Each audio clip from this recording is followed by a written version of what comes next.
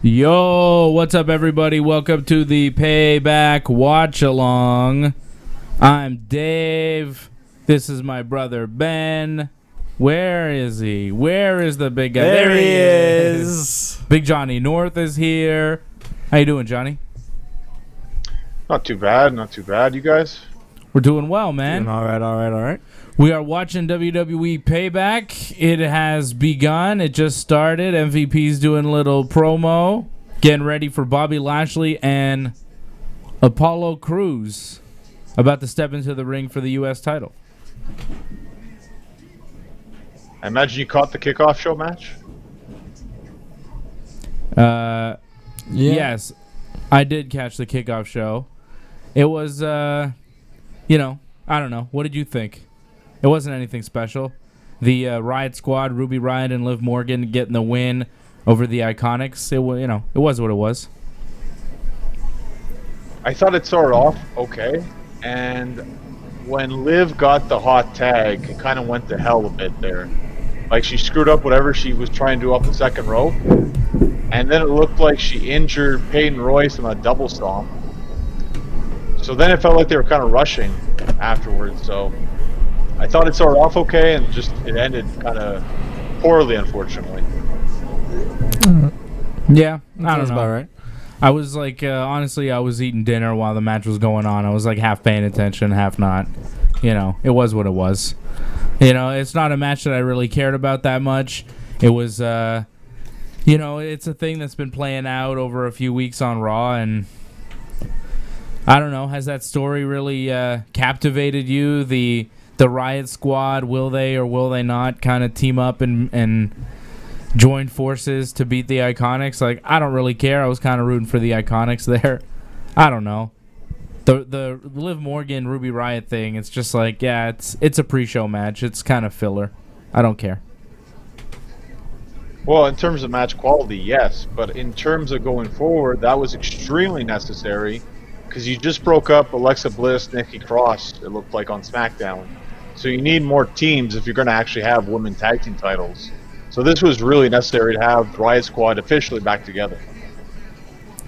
Well, I guess that is a good point. As far as the tag team titles, there's nobody really competing. They need some teams. Kairi Sane's also gone. So would you say that kind of cements Sasha and Bayley to be retaining tonight? Oh, no, not at all, because, I mean, pretty much you have two heel teams in a sense, right? So really this could go either way. Yeah, they are heels. All four of them. It's an interesting matchup. Yeah, I guess so. I mean, Shayna's a bit of a tweener. Yeah. Shayna's a bit of a tweener. I just don't see them as a team. Here's Bobby and Apollo. This should be a good match. That could be their downfall. I see Apollo retaining here, right? I'm going to go with Bobby Lashley winning this one because I feel like this is what it should have been from the start, but they just kept delaying it, and now we're finally going to get it. I'm going to agree. I think Bobby Lashley's going to take the championship and make that kind of faction, a little more legitimate. Yeah, maybe. I don't know. It's like, again, it's another thing I don't really care about. It's not really what I want to see either. The Bobby Lashley MVP Shelton Benjamin thing, it's been happening, but it hasn't drawn me in. Like, I don't really care about their feud with Apollo Crews. It seems to be going on and on. They had a MVP going up against Apollo Crews for a while, which seemed kind of pointless. He seems like the manager of the group. Bobby seems like the main guy. He seemed like the main guy the whole time. This match seems like a long time coming. And I guess if you're going to put the title on Lashley at any point, it would be tonight. But then what? He defends it on Raw Underground? Like, what is this group? The Hurt Business. They are in the business. Right. Hurt. Like, what is the Hurt Business? Are they muscle for hire? I mean, they started as just like MVP, recruiting people, telling them he was going to take them to the top, right? Yeah. Right. He brought Bobby Lashley to a title match with Drew McIntyre, and he lost. And now they have Shelton Benjamin there, and he wins a 24/7 title sometimes. And then sometimes they go to Raw Underground and beat up some no-name guys. Or Dolph Ziggler, which they did on Raw this week. But for the most part, like, the Hurt Business doesn't do very much. They beat up Apollo Crews. They seem to hate Apollo Crews because he didn't join them. And that's been the story for a while. It's like, well, we don't like you, Apollo. We like you. We want you to be in our group. But because you're not in our group, we're going to attack you and try and take the U.S. title from you. Right? Yeah, that's their business. You're right. Yeah. It's like, okay. This whole Apollo Crews thing has been their whole reason for being for the past few months.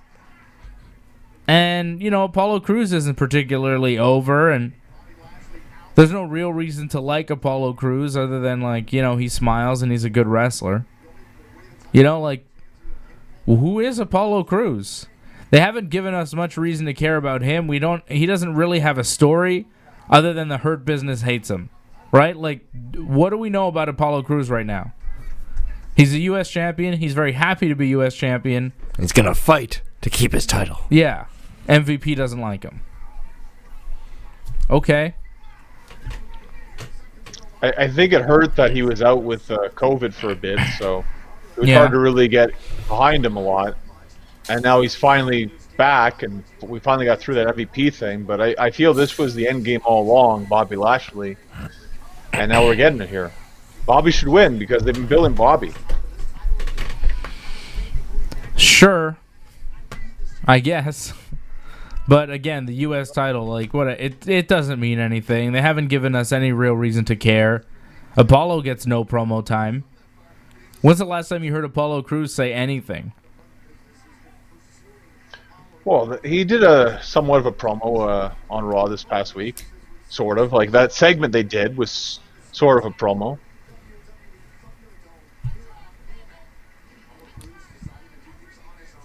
Well, I don't know.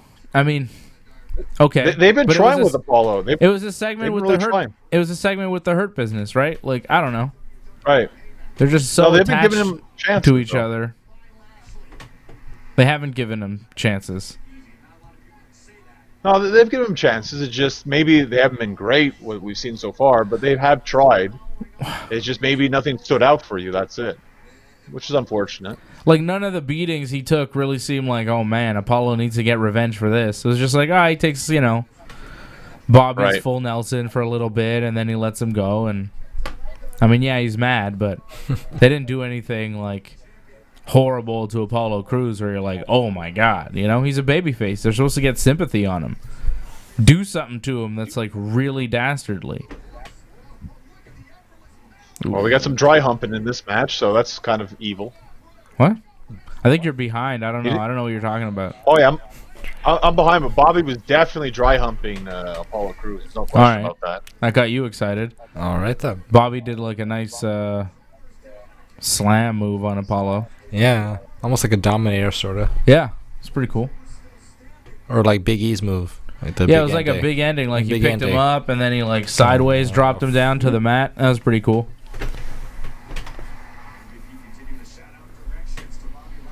Bobby's got the painted on eyebrows tonight. Maybe he has alopecia. I think he does. Think we'll see any offensive images on the screens? I'm waiting for it. On the Thunderdome screens, I'm seeing a bunch of different people. Ooh, look at that guy. Yeah, he's a looker. Oh, boy. Is that Bruce Pritchard? It'd just be smart of them to use fake fans instead of actual fans. That way you can control it, make sure things don't go awry. Like WWE employees? Yeah, whatever. Or friends and family, whatever, I'm sure they want to watch it. You see somebody put up Chris Benoit? I saw Benoit during the Drew McIntyre promo. There was a Klansman? I think it was... Really? Yeah, during the main event, I think. Yeah, the Klansman was during the main event. Oh, my God. I saw Mario's hat in SmackDown. Well, that's not so bad. That's fine. That's more what you want to see. Yeah. No problem with Mario, but spine buster. Double A spine buster. And Kenny Omega was on SmackDown too. Really? Yeah, I heard that. Yeah. Oh yeah, 100%. And like recent Kenny from like when he was on Being the Elite, like that exact photo. Yeah, that's great. That's really funny. A picture of Kenny Omega on SmackDown. And Kenny even talked about it on Twitter. Like, you know, he just had to try, he said. He's taking credit for it. Yeah. That's good. That's funny. Imagine if it was really him. I think that'd be funny. Why not? Highly doubtful. Yeah, I Highly doubt doubtful. it. Ooh. Nice German by Apollo. Oh, Bobby no-sells it. Oh. Suplex City. This has been a pretty good match, I gotta say. Hard hitting. They are doing some nice moves to each other. It's been fun. Like, Apollo and Bobby are good wrestlers. It's just like the stories that they're in are kind of weird. Frog Splash. Near fall. Yeah. I like Apollo Crews as a wrestler. I just like... You know, they've never really put him in any kind of interesting stories, and he's never said anything that great. He got rushed through NXT really fast. Yeah.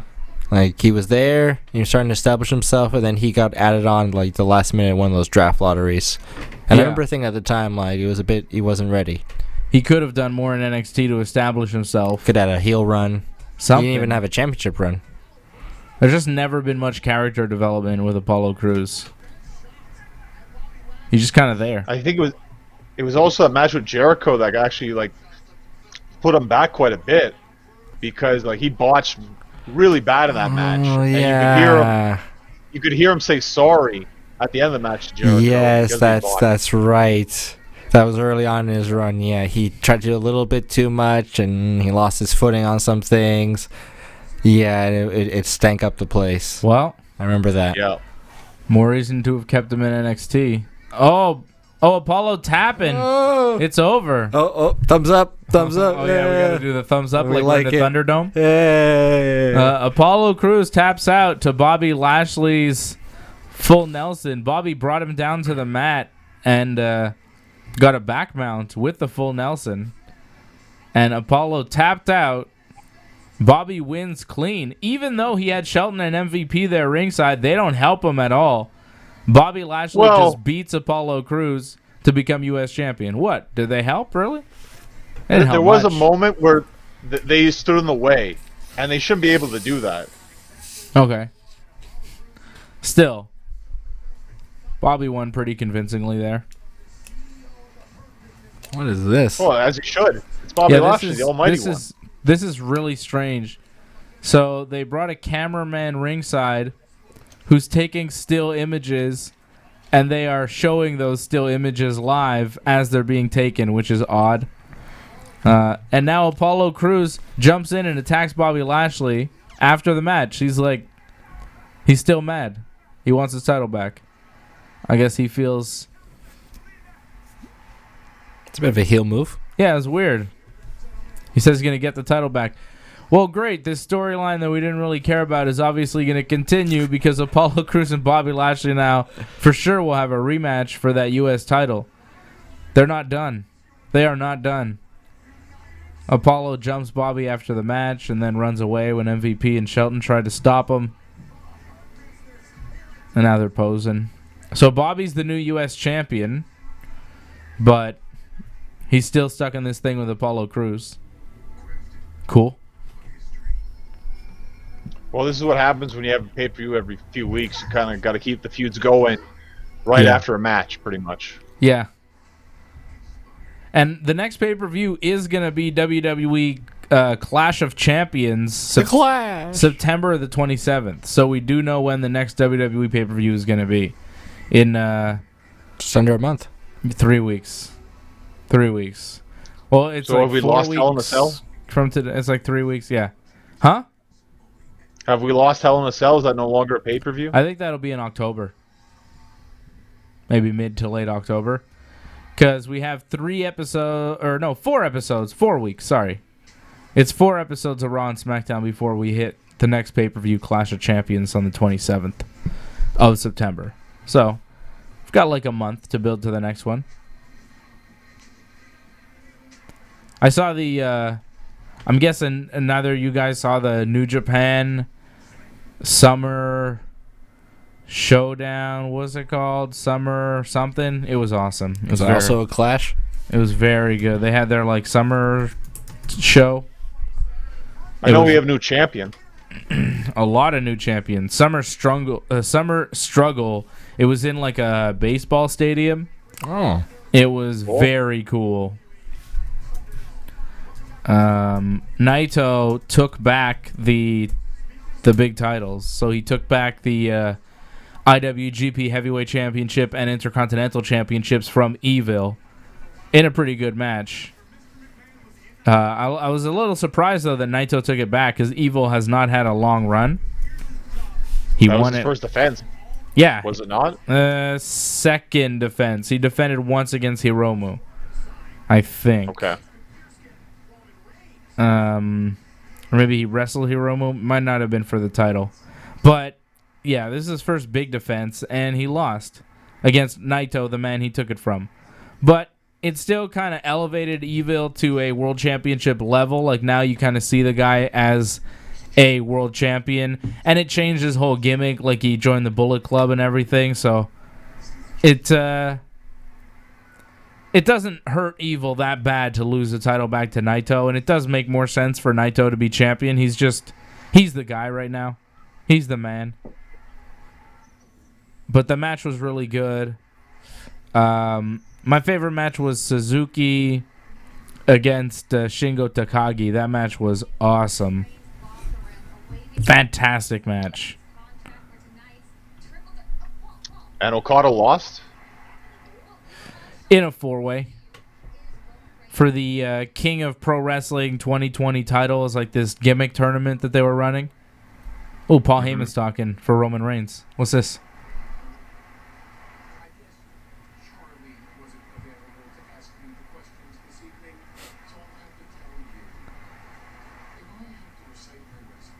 Heyman time. What's Heyman saying?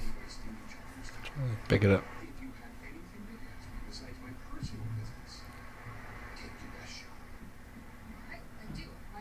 Heyman's...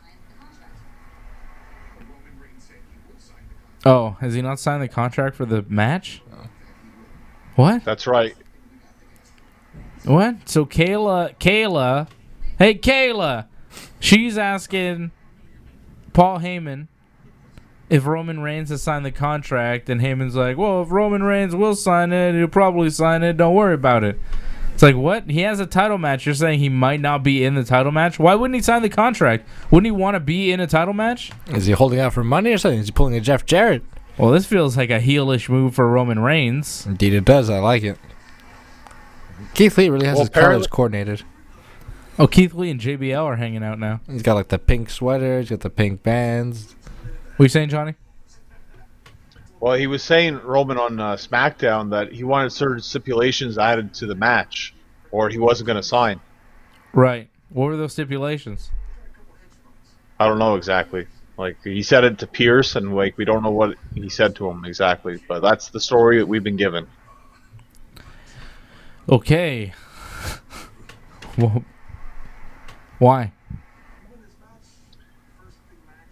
If anything, it just goes to show. I mean, if Roman's in the match, he's definitely going to win because he's getting stuff added to the match like last minute. I can't see him losing this. As much as I don't want him to win.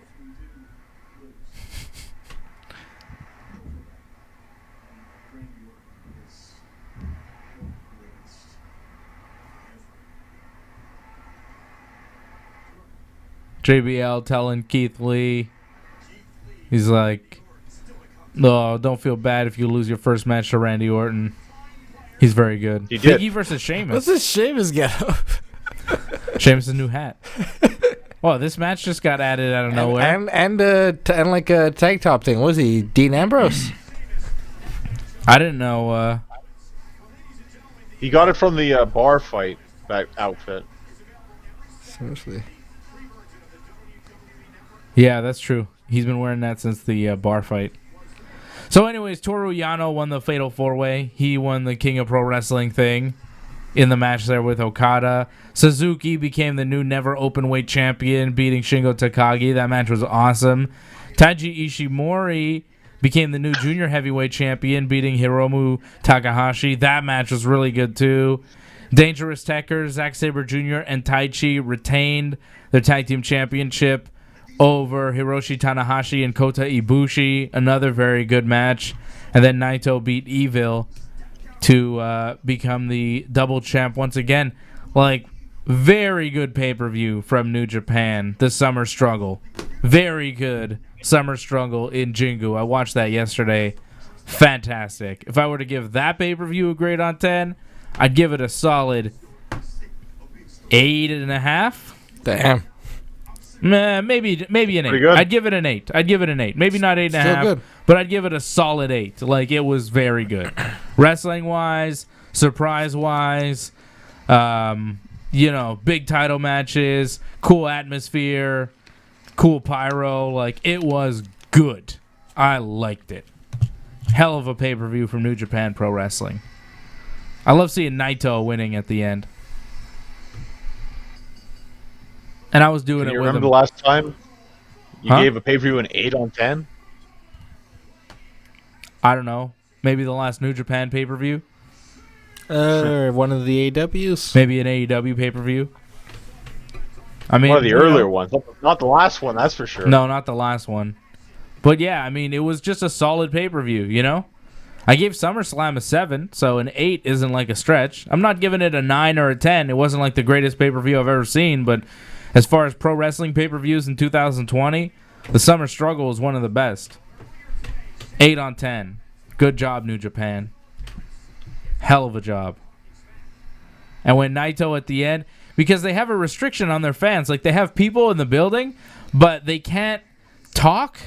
Like, they can't yell out and make noise. They can clap, but they can't, like, say things. They're all wearing masks, but they can't say things because when you're yelling out and screaming, that's when the virus transmits, right? So they tell the fans that they have to be quiet, which is so weird. So they can't yell out. So Naito at the end, he does his whole promo where he's like, Sanada, Shingo, Hiromu, Bushi, y Naito, Los Ingobernables, and everybody goes with him, De Japón. But, like, he told the fans, he's like, I know you can't do it with me, but, like, those of you at home do it with me, and those of you here in the building do it in your hearts. It was, like, super weird. It was super weird. Good save, though. But still a beautiful moment. Seeing him, I don't know, did you see the images of Naito posing in the baseball stadium after winning the double gold with the huge pyro going, the big fireworks going on behind him in the sky? It's like amazing. Amazing. I haven't seen it, but I could imagine that would look spectacular. When really, WCW did that was amazing. It really that was in did. the 80s. Yeah, this looked so good, man. It was like it was one of the most majestic, beautiful finishes to a wrestling pay-per-view you will ever see. Ever. I want to pull it up and show it, but I'm scared I might get kicked off YouTube if we do that. Can I show like a GIF from R Squared? I saw it up there at some point. I don't know. I don't think I can show it. I want to say yes. I don't think I can show it. I want to, but I don't think I can. Well, just tell people they can find it out there. It exists. It's on the internet. It exists, and if you DM me on Twitter, I might send you the link. I might even tweet out. I could tweet it out at Dave Simon MMA. You can follow me there. Hiromu's outfit was super majestic, too. Looked amazing. Big E and Sheamus now in the ring. Let's go, Big E. I like this outfit he's wearing, Big E. It's like a new singlet, I think. Shout out to everybody watching on the chat.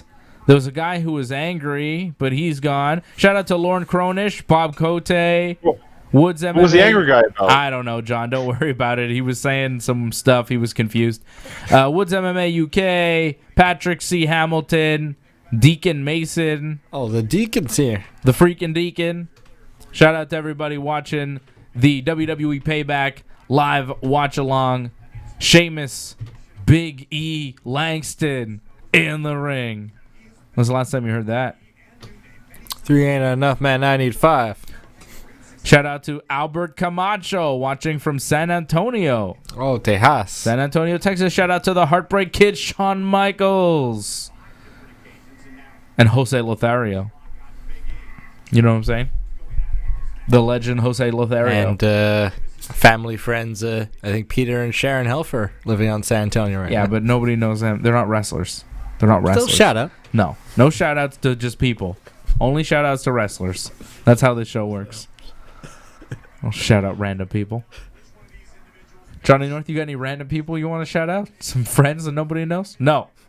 I don't want to hear it, Johnny. All right, do it. You can do one shout out. You would, no, you wouldn't want that. You get upset, actually. So you don't want that. If people are watching and you want to shout them out, that's okay. Oh, they're definitely not watching. They're definitely not. They would never watch. Would you shout but out? I would shout them out anyway. That's nice. You're a good guy, John. Respect. Nice back elbow from Big E. What does it say on his... Men. Yeah, what does it say on his singlet? Men. Meaty. Pity. There's something that says pity. Pillows? Pity pillows? What's going on? Pity pillows. What does it say on his gear? I need a picture. I know he had some gear where he had like his cameo information. If you want to get him on a cameo. It says a lot on his gear. I don't know if it's this one though. Meat, big. Maybe it's just random words that he likes to say. Yeah, I don't know. Pillows? I saw the word pillows there. It does look pretty nice though, his singlet though. Yeah, it's nice. There's all sorts of stuff written on it. I would love I need some still images of this so I can see exactly what's going on. Oh, Big E going for the splash on the apron but misses. Takes a nice bump. That was good. I like his boots too that match. Big E looking like $1 million and bumping like a champion. Oh, Sheamus working the leg. Big E doesn't wear knee pads. What do you think about that, John? Well, if he wants to, he's more comfortable doing that, sure, but I wouldn't do that. I mean, you already tear up your skin just like running the ropes. Like, I can only imagine like when he takes a bump like front first, like on his knees. That's got to be killer. Yeah. Yeah, I figure wearing knee pads would make sense. I don't know why he doesn't wear them. I wonder. But he probably doesn't bump that much on his knees, so maybe that's it. Still, kind of adds to the look, and seems like it would help a lot if you're a wrestler to have knee pads. Most wrestlers have knee pads. It's pretty rare that you see guys without them.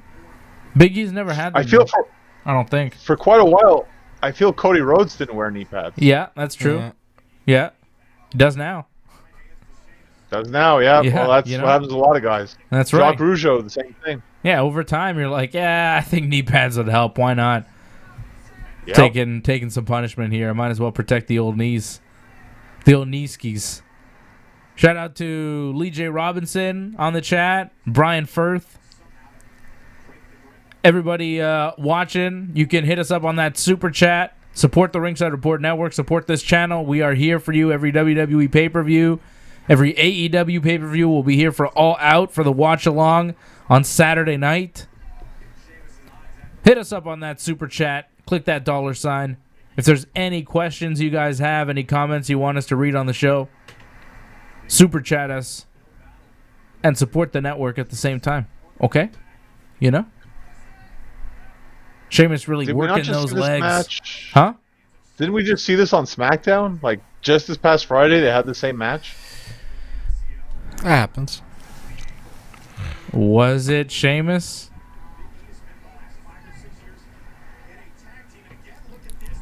If it wasn't this past Friday, it was the Friday before. They definitely wrestled each other recently. And it's like, do we need this right away again? No. Friday before was John Morrison. Okay. But this past Friday? It was a 6-man. It was Big E, and the Heavy Oh, Machines with Sheamus. Yeah. against Sheamus, Miz, and Morrison. So we saw a version of it, but this is the one-on-one with the main guys. I find it weird. I just find, Yeah, go ahead. like, we get this, but we don't get AJ. We don't get Jeff Hardy, like Sami Zayn. Like, it's a little bit more important than this, in my opinion. That's 2 straight pay-per-views where they haven't booked AJ Styles. Crazy, huh? What's up with that? I was really hoping for AJ Styles Jeff Hardy rematch, or AJ Styles Jeff Hardy Sami Zayn if we're really pushing it, you know? Like, I was hoping for some sort of Intercontinental title match on this pay-per-view.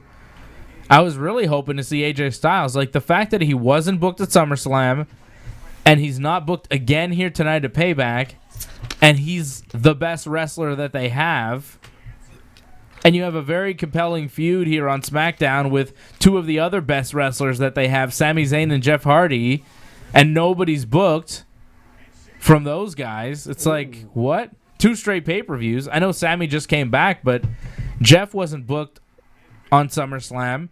Jeff Hardy wasn't booked here for Payback. Like, I'm all for the Big E singles run, and I get it, and they're trying to do something with Big E.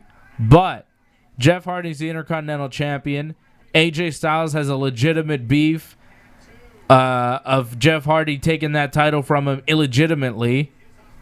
Why the hell are we not getting a rematch here at Payback? Well, I don't think they book all their best matches right away. Sadly, they should, right? Like, the pay-per-view should lead up to the best matches, but they don't do that anymore, unfortunately. They save a lot, and you just kind of get the in-between matches like this. Think AJ could have a little injury, taking a little time off, like staying on TV, cutting promos, but not doing any heavy work, It's possible. building a future program. It's possible. I don't know. I just find it odd that there's no AJ Styles. Ooh. Oh, because his knees hurt. Again. Yeah, he's Selling selling. the knee. That's good. Nice sell there. Oh, little Val Venus. But, you know, there's no AJ Styles on this pay-per-view. There's no Kevin Owens on this pay-per-view. No Kevin Owens at SummerSlam. A lot of their guys that are good, are not being booked for these pay-per-views. This big Alabama slam there from Sheamus on Big E. I like that. Well, to be fair to these guys, they weren't on SummerSlam, so it's nice that they're on this pay-per-view. But like you said, there's a lot of other names that aren't booked for both, and that's kind of wrong. It's strange when you would have talents like Jeff Hardy and AJ Styles, Kevin Owens, Sami Zayn. You wouldn't use them. I also find it strange that Otis is the Money in the Bank guy, and they really don't feature him as a singles. I feel like since he's won the Money in the Bank, he's been with Tucker more. He's been more of a tag team guy. He's been, not really wrestling singles matches. When he does wrestle, which, like, he doesn't wrestle that often on SmackDown. It's not like he's featured every week. When he does wrestle, it's usually, like, as a second or third in a team, or he's doing a tag team match with Otis or with Tucker against, Miz and Morrison or whatever. It's weird how at one point, like at Money in the Bank, it seemed like Otis was definitely destined for a singles push. But since then, they've kind of forgot about the fact that he's the Money in the Bank briefcase holder and he's back to being in a tag team, Like, he is the Money in the Bank guy. He was in a 6-man tag on SmackDown with Big E and Tucker against Sheamus, Miz, and Morrison. But Otis is not on this pay-per-view. Even though he's kind of got a thing that gives him a spot in the company, He's Mr. Money in the Bank. He's one of the least pushed Money in the Bank holders ever, especially... maybe you could say, well, what about this guy, Sandow or whatever? But that's when they had 2 Money in the Bank briefcases, for the men. Now they only have 1, and it's like he won. They saw him, you saw him in that role for a bit, for a week or 2, but then they kind of gave up. It's like, well, we'll put it on pause, and then maybe in a few months we'll bring it back, and then we'll decide to pull the trigger on Otis. It's weird the way Otis has been kind of not used that much. And it doesn't feel like they're like featuring him less so that he can cash it in and it becomes a surprise. It feels more like a lack of faith. Yeah. Well, they've kind of changed it too, right? Like, it seemed like on SmackDown, like, didn't he turn the Money in the Bank briefcase into like a lunchbox now? Well, he's got a briefcase, but he's also got a Money in the Bank lunchbox. Which you could order from the website? Probably. Right? I think they sell one. I don't know. What's the story? Well, I wouldn't be surprised. Maybe they're trying to shift it towards that. You know how Brock turned like the briefcase into like a boombox? Okay. Maybe they want to sell like the lunch boxes now.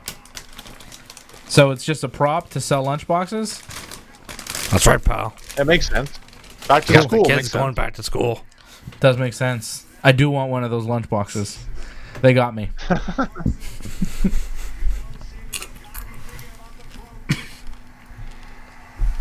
I got the popcorn here, baby. Popcorn time. I got to give you a lot of credit. The pizza that you suggested on Instagram, fantastic. I had it again today. Amazing. From where? Delizio think stuffed it's, crust. Oh, okay. Correct. Like, It's good, right? thought about a restaurant. Oh, I couldn't believe how good it was. Like, it was amazing. It's over. Big E wins. Pinfall after the big ending. Yeah. That match was alright. Not a bad match. It does feel like we've seen it before, but I don't know. Well, we definitely have. No. But New Day in the bar this is to feuded help- for like a year, didn't they? That's a very good point. But this is to help Big E with his new singles run. So he definitely needs this at this point. That's it. It did the trick, you know. Sheamus is a, pretty well established single star. Big E getting a clean win over him on pay-per-view. It's good for Big E. Continues the Big E run.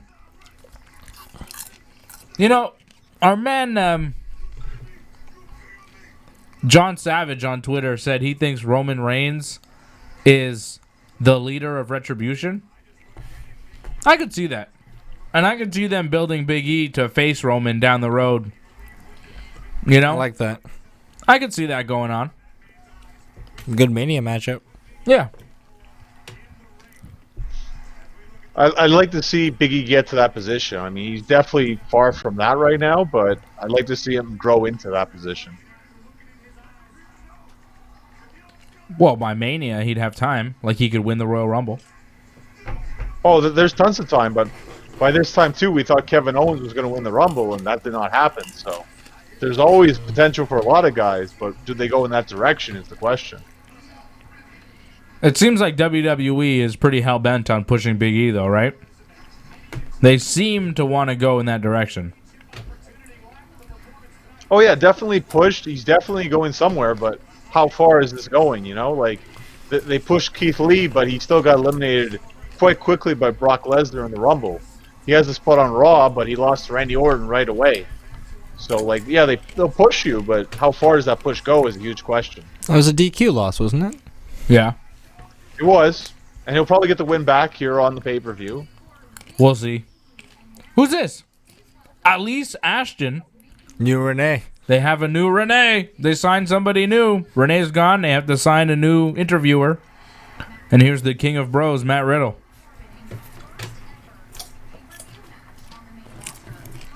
Matt Riddle should watch his back. There's a hit on his life.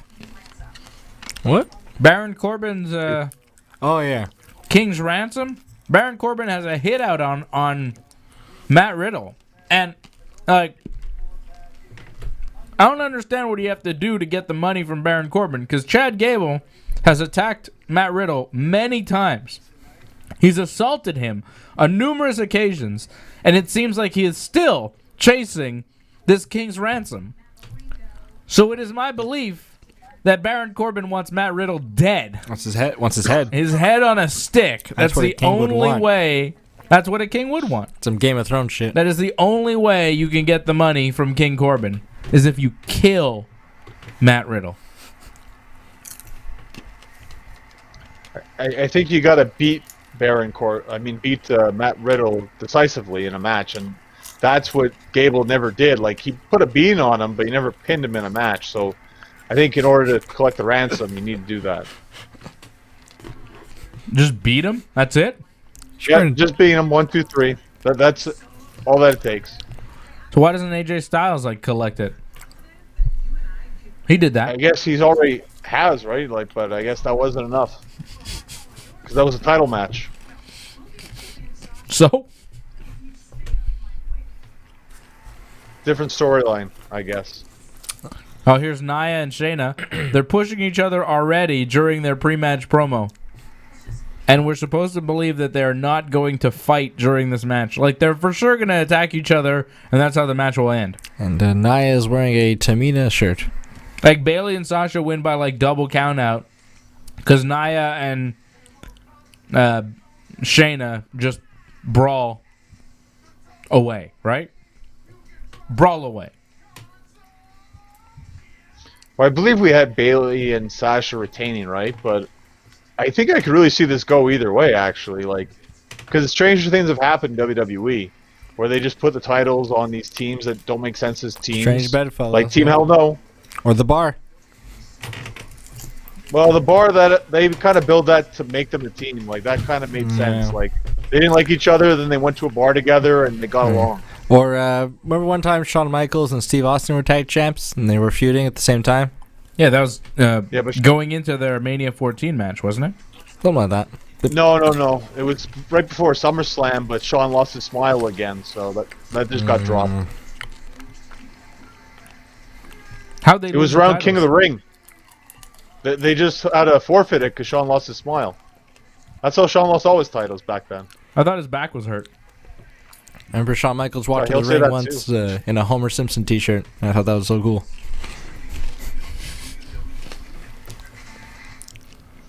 For me, it was the South Park stuff that was better by the Outlaws. Yeah. Got a lot of mileage out of that. You're never going to see that ever again, though, unfortunately.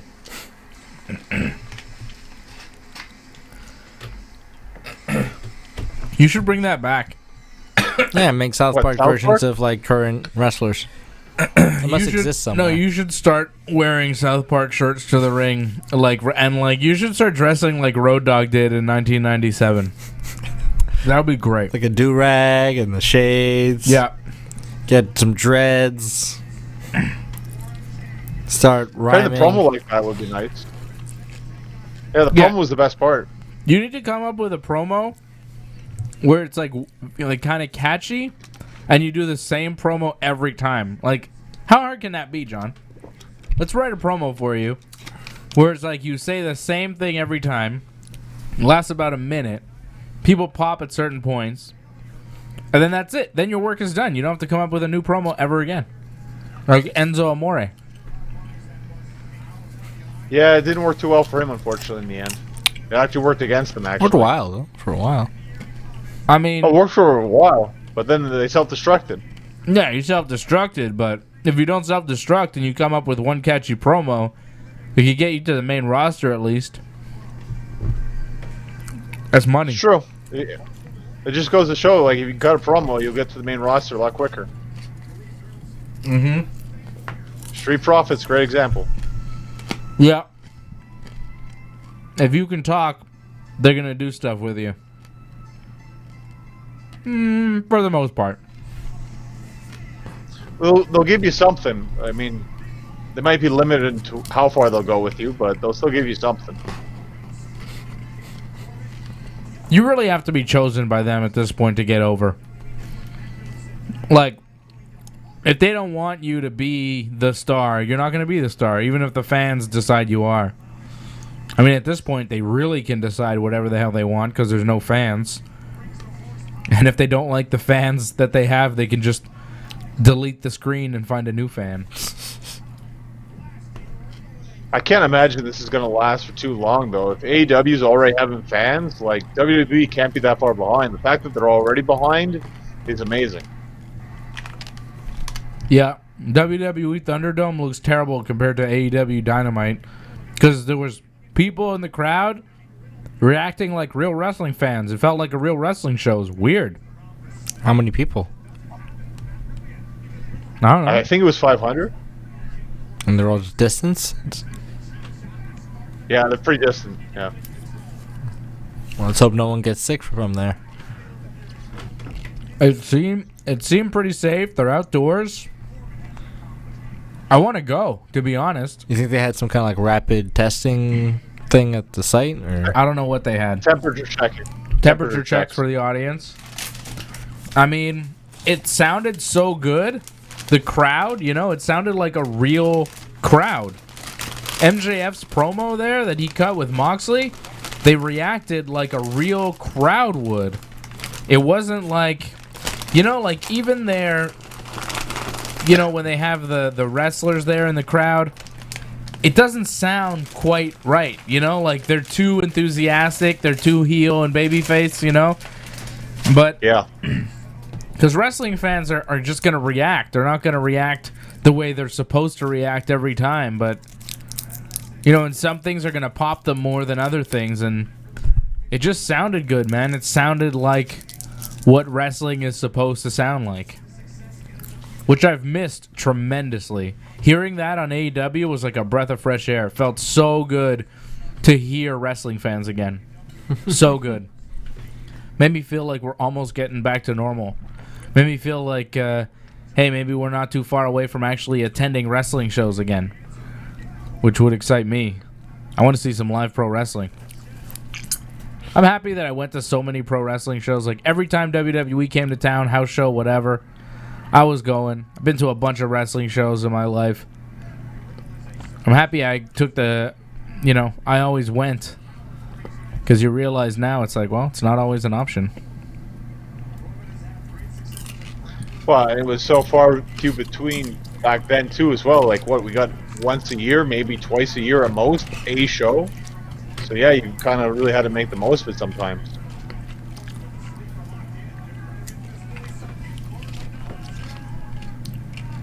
So now this is gonna be the match nobody likes, I'm guessing, right? If Payback was in Montreal, John, and I bought tickets, you wouldn't go. No, So I didn't you go to the say last that- house show. Yeah, exactly. Even if Payback, this pay-per-view, I said you. I said you. You of course would go. I said you. Yeah. You got to take advantage of it. I did not say myself. I would not. You'd have to pay me to go to these shows. Why? You laugh, but it's true. It's torturous watching a lot of these shows sometimes. It's torturous that I got to do this like 2 weeks in a row. It's cool with you guys, but man, some of the wrestling is rough. Come on, man. You love Baron Corbin. This might be rough. This is definitely going to be a styles clash. I'm very concerned about this match. I was not looking forward to this whatsoever. No, AJ Styles isn't on this pay-per-view. We discussed that. No Styles clash. I don't know about you, but like Baron Corbin against like a legit fighter, like this doesn't look like it's going to be very good. Baron Corbin's a legit fighter. Don't you remember all those grappling tournaments he supposedly won? Sure. Yeah. Yeah, he's a boxer too, right? Like he has like a amateur boxing record, like. Don't they call him a Golden Gloves fighter? Or? Something. Something like that. Yeah. I'd take Riddle in a real fight, though. He actually, fought in the UFC. It's pretty serious. The MMA. Oof. That line. Oof.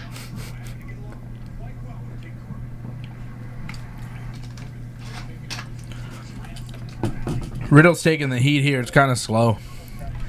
Corbin's offense is pretty methodical, as they say. Punches, pointing at the referee, punches again, points at the referee. Saying, come on. Come on. Points at Riddle.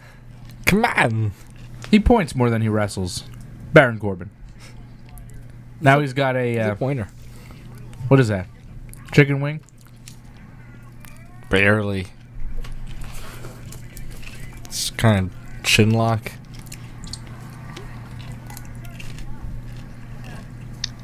It's a slow match. Sadly. Yeah. It's not a good one. so far. Riddle, he's still inexperienced. I think he's very talented, athletic, but I would say he needs a good dance partner, but pretty much everybody has a bad match with Baron Corbin. Like, when's the last time Baron Corbin had a good match? To be honest here, I don't want to be mean to Baron Corbin, but boring Corbin is fucking boring. Well, I found his match with Gable when he won the King of the Ring. That was a really good match. Chad Gable's exceptional. Like, Daniel Bryan could have a good match with him. AJ Styles could have a good match with him, but not everybody can. Even like generally good wrestlers, still quite the challenge. Yeah. You have to be like, Shawn Michaels, Bret Hart level in-ring talent to be able to pull off a great match with Baron Corbin. You got to be an AJ Styles or a Daniel Bryan to be able to go in there and kick ass with Baron Corbin. You think the fact that Chad Gable was able to do it should tell you that Chad Gable is a top-level in-ring performer and should be respected as such, like an AJ Styles.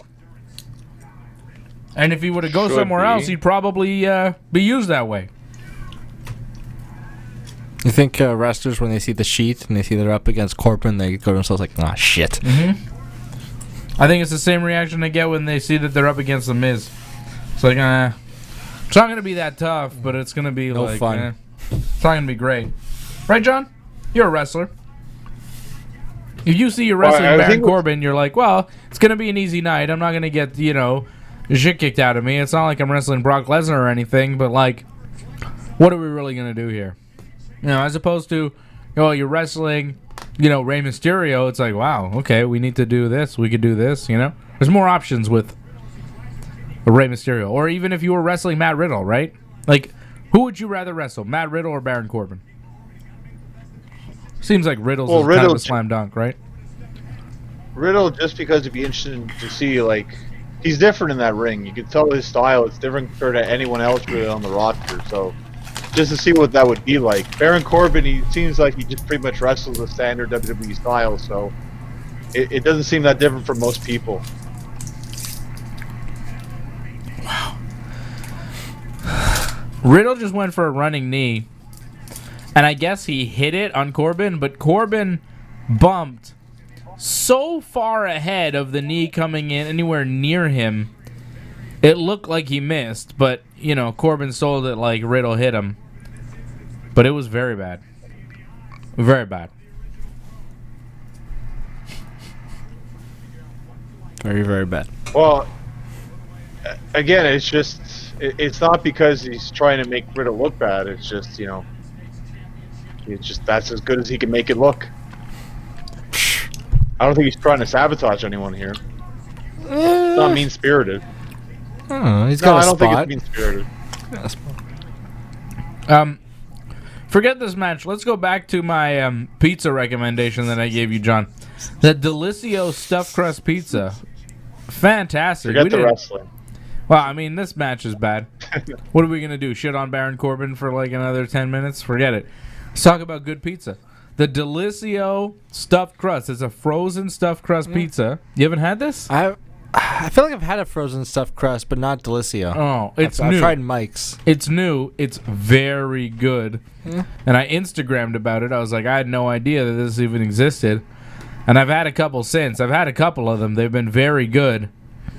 Johnny, I'm surprised that you took in my my recommendation on Instagram. Usually you don't like junk food type things, but you liked it. You like the stuffed crust?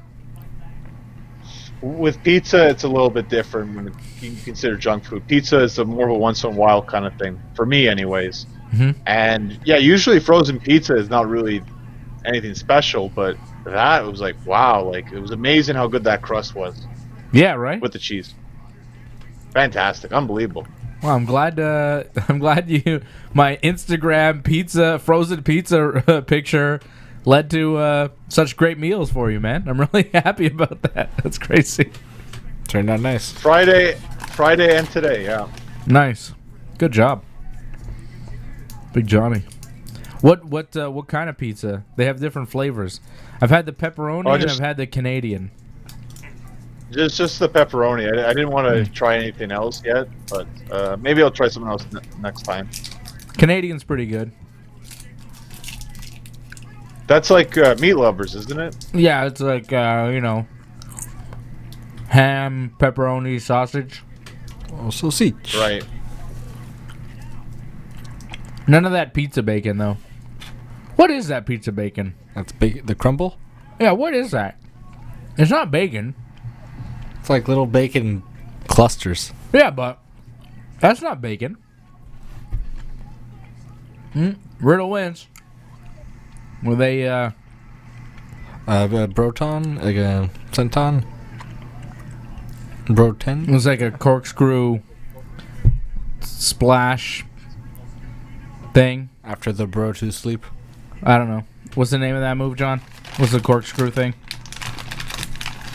He did like a dive what up is the it top. called? It's gotta be a bro something. Yeah, it's bro something. Yeah, I was just gonna say that. It's not the bro Derek, is The it? Brotendo. Yeah, I believe actually it is the bro Derek. Yes. That's the bro Derek. I thought the Bro Derek Yeah. was something else. Whatever. Pretty sure the bro Derek is the tombstone thing. I'm calling it the Brotendo. What's up, Brotendo? Who says that? Eric Andre. Yeah. Buzz me. Ranch. Legalized ranch. Basically, Matt Riddle is like the ranch guy. Yeah. He really is ranch. He should say legalized ranch. Buzz me. Hey, no, you. You're Ramadan Steve. Sup, Ramadan Steve? Time to deliver a pizza ball. Hey, man, Karate Kid rules. Might be your dojo. We gotta fight. Is this a deal dojo too? Oh man, Eric Andre is funny. He'd be Yeah. great in pro wrestling. He'd be a great manager. He would take bombs. He'd say crazy shit. I think he'd take off his clothes too much, though. Yeah, that'd be all right. He'd be great in my pro wrestling promotion. You know, I would book Eric Andre big time. He'd be my champion. Him and Hannibal would have like a program. Oh yeah, no, him and Johnny. Johnny would just beat Eric Andre to death. It would be amazing.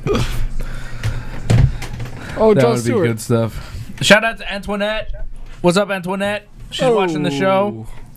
Shout out to X Hottie, who says he's excited to see Alicia Fox. I don't think Alicia Fox is going to be on this show. X Hottie. She doesn't work for the I company don't think she works for the company anymore. But hey, maybe Pretty sure she retired. maybe he knows about some sort of surprise Alicia Fox appearance tonight.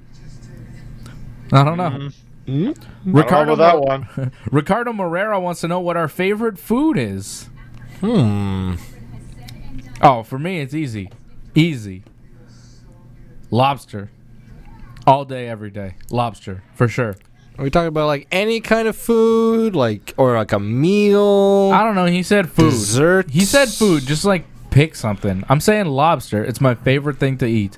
If you said, hey, you want to eat a lobster right now? I'd be like, yeah, I'll eat a lobster right now. Hell yeah. Anytime you say, yo, you want to go eat lobster? I am down. You know, it's really hard to get me to go places. You know, people invite me to things and I'm like never going. You know what's a good way to get me to go somewhere? Tell me that there's going to be lobster. Fancy seafood. And if you tell me there's going to be all you can eat lobster, I will 100% be there and I might even show up early. And I'll be very excited, okay? So, lobster, for sure. Lobster is my favorite food by far. It's the best. It's my favorite. I'd say, like, Peanut judging butter. by that metric, Peanut butter sandwiches. no. I'll take some chocolate chip cookie dough ice cream, Ben Jerry's. Oh, in a different Wow. way. Yeah. Johnny? I'll eat Stuffed anytime. crust pizza? Yeah. It's good. You know, very good, but I think I prefer scrambled eggs more than anything compared to that. Scrambled eggs. Scrambled eggs. Yeah. Baby, how I love your So if you had legs. one thing to eat for the rest of your life, you would choose scrambled eggs? Oof. If you could have Yeah, one, it's a if lot you of could, cholesterol. you know, and you would go with Yeah, ice cream. definitely. Yeah, speaking of cholesterol. I'd just be eating lobster all day, guys. I think I'd live a longer life, and I'd be very, you know, aquatic. Yeah. It's protein. I'd smell like fish a lot, I think. It would be nice. The brine. I'd be briny. I'd be nice and briny. All right, here we go. Here's a match I care about. Sasha and Bayley versus, Nia and Shayna. Yeah. I'm interested, but I don't know if it's going to be a good match. I'm intrigued. I want to see what happens. It's very much like Dominik and Seth. Like, it's not the match I look forward to the most, but I want to see how it was going to work out. Yeah. Baron Corbin attacked Matt Riddle after the match, so they're not done. I'm not finished with you. Yay. I'm just seeing on the chat. Ricardo Morera says, if you choose one person for WWE to bring back, who would you choose? And then he says, I choose Ultimate Warrior. So living or dead? Well, no, I mean... Oh, so that's he dead? Well, I don't know. I mean, I hate to break it to you, Ricardo, but Ultimate Warrior is dead, right? So... No, but we bring him back from the dead. Is that what he... Well, is that what he means? Bring somebody back from the dead? If you could bring back That's what the it dead. sounds like. If you could bring back a wrestler from the dead, who would you bring back? That's a good question. Don't say Chris Benoit. Okay. I'm kind of torn. I can say Owen Hart, though. Yeah, you can say Owen Hart. Oh, yeah. Owen Hart would be good. But at this point, if you brought him back from the dead, I mean, would it be the same age he was when he died, or would it be the age his prime? Like, would he have never died and be the age that he would be had he lived, which is like kind of not wrestling anymore? I don't know. So Johnny would bring back Owen Hart from the dead. One match. I'd bring back one match. I'd bring back the Undertaker, obviously. I'd bring back Andre the Giant. I think I'd probably bring, if I got to bring somebody back that could wrestle again, I'd bring back fucking Yokozuna, baby. Bring back some Yoko. Like, I want to see more of Yoko. We didn't get enough Yoko. Big Rodney. He had a good run, but like more Yoko. Eddie Guerrero too. Well, we didn't get Macho more Man. Yoko because by the end Yoko was over 800 pounds. They couldn't clear him to wrestle. Like, way too much. 100 pounds? Yeah. Jeez. 800 pounds. How do you get that? Imagine a human being 800 pounds. Well, they have fucking TLC shows about that, right? My 800-pound life or whatever. 600 pounds. Well, still, they have 800 That's still pounds. a lot. No, but there's like, some of them are like 800 pounds too. It's crazy. It's so crazy. I don't know how that happens. How does a heart do that? I don't know how that happens. Meanwhile, you have seen us drink Coke and eat Starburst during the show. There's no way we're going to get to 600 pounds, though. We could drink Coke and eat Starburst, but we're still not going to be 600 pounds. So, like, how are they doing it? How much Coke and Starburst are they eating, No exercise? No exercise, too. We do like to exercise. Exercising is fun. We do. We eat healthy things. I mean, I eat healthy things sometimes. I had some spinach yesterday. Yeah. I eat healthy things sometimes, but I also like to eat unhealthy things sometimes. Oh, yeah. Starburst. Because it feels so good. Nobody meaner than Tamina? Yeah, she's wearing a Tamina She's wearing shirt. a Tamina shirt. That's an homage. It's weird. The thing is, though, in the States, everything is like super sized. So that's going to help you a lot, I think. That's true. Like, you guys drink cola, but like, that's a very small cola you guys are drinking right there. Well, That's this one is, but... No, I'm actually a giant, John. I'm gigantic. I'm the big show size. It's not my first soft drink of the day. This is a regular size Coke. This is actually a 2-liter bottle. And I am gigantic, all right? I crush it. We're just huge. We're brothers and we're fucking massive, okay? This is a 2-liter bottle of Coke that I'm palming in my hand that I could crush because I am 7'8", 465 pounds. Sign me, Vince. I'm your next monster. Look, I can even talk like this, like they all talk. Convinced? No? Did that work? Well, just the regular size in the States is supersized for us, and then you can ask for supersized. So a lot of restaurants have taken out that option.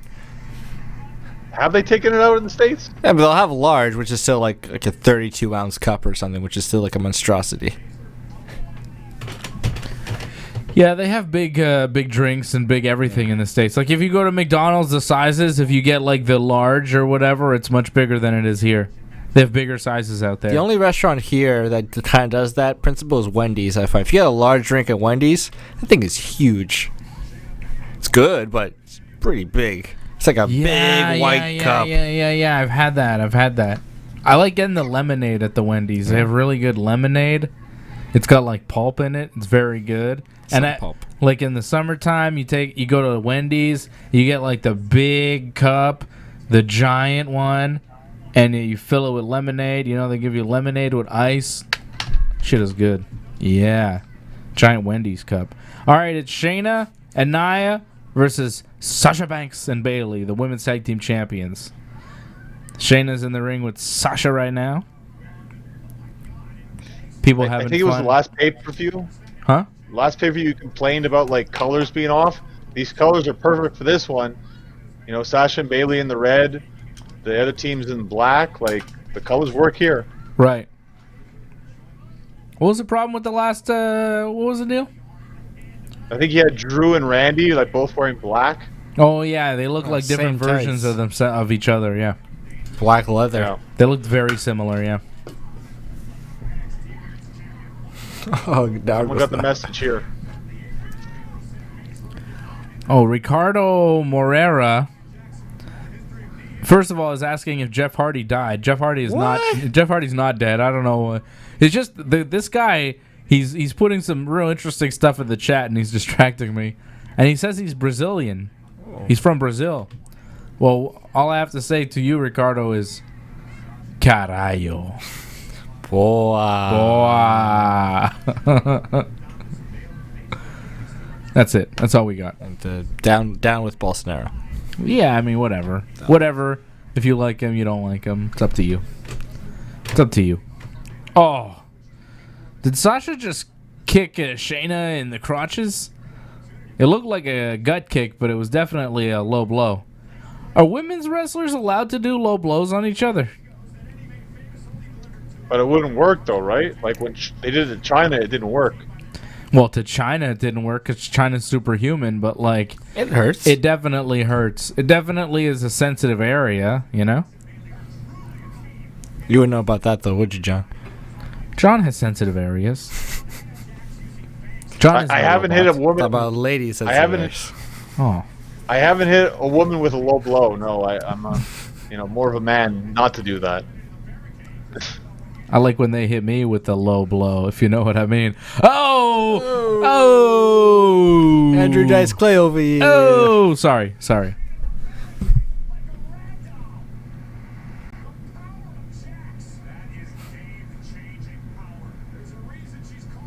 You know what I'm saying?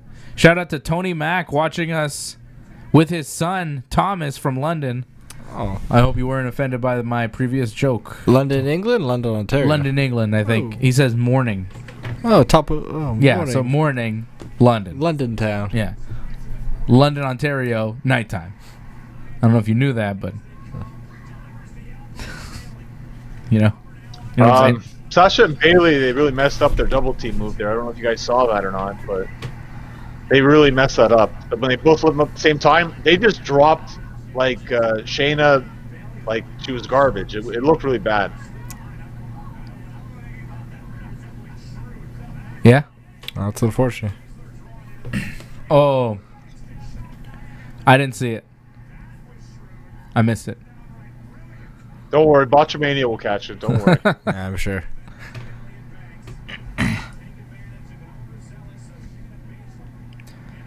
I think I was distracted by the Thunderdome. Looking for the fans too much, huh? Well, there's just like weird things going on. Like there's people, there's like, it seems like some boxes have 2 people in them. They do sometimes.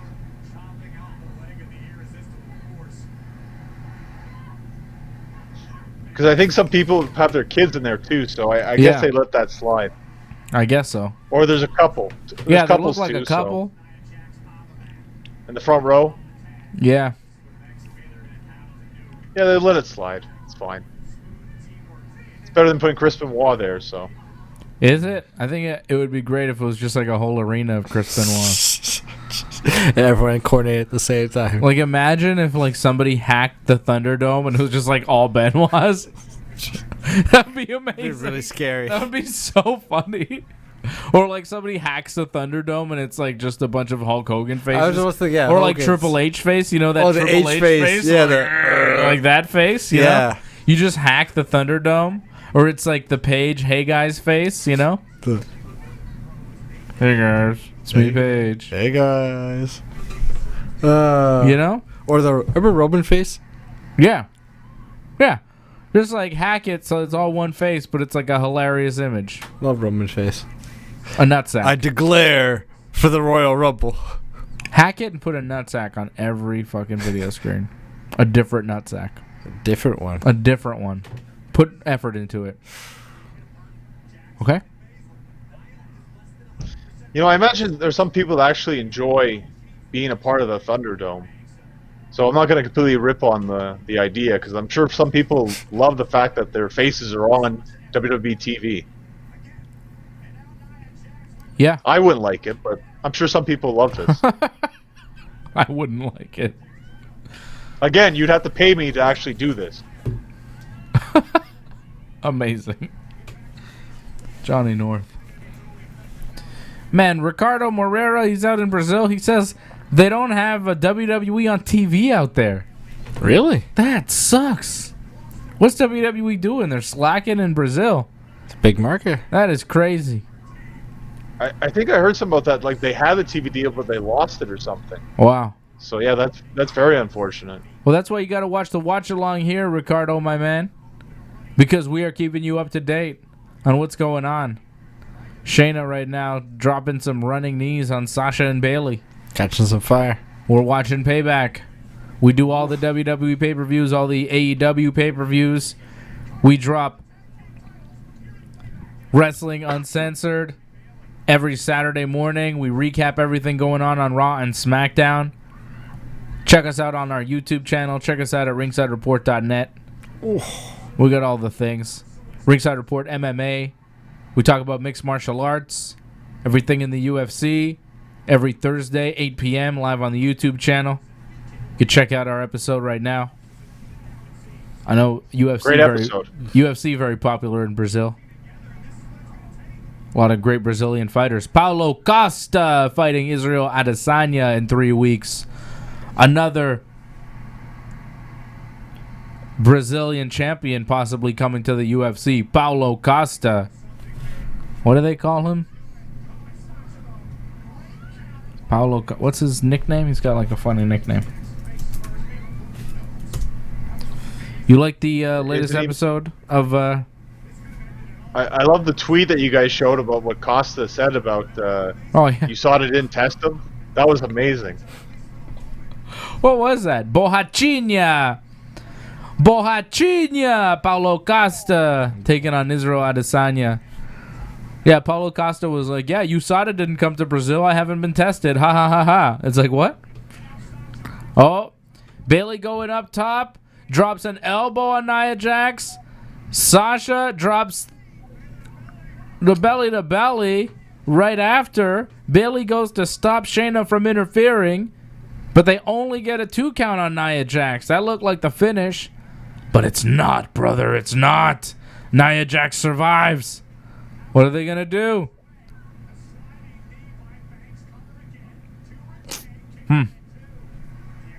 I don't know. Did you guys see Kurt Angle was trained with Tyson and Cejudo? Oh, yeah? Teaching them how to be pro wrestlers, maybe? You know, I'm sure a lot of people will speculate about that, of course, but maybe. Wouldn't be a bad idea. Get them in AEW. You know, Kurt Angle, I don't believe he's with WWE anymore. Whoa! They just back body dropped Nia Jax. She almost didn't make it over. Wow. Oh, I can't wait to see that. Oh, no. Like, Nia did not jump at all. Oh, no. Dead weight. Mm-hmm. Who's the legal lady? I think Sasha's legal. Isn't she? I don't know. Oh, no. I want to say she is. Yeah. You see that back body drop? Not there yet. Wow. Wow, Shayna's got Bailey in her chokehold and Sasha in a leg lock. She's getting Sasha to choke Bailey. Oh, no. Are you kidding me?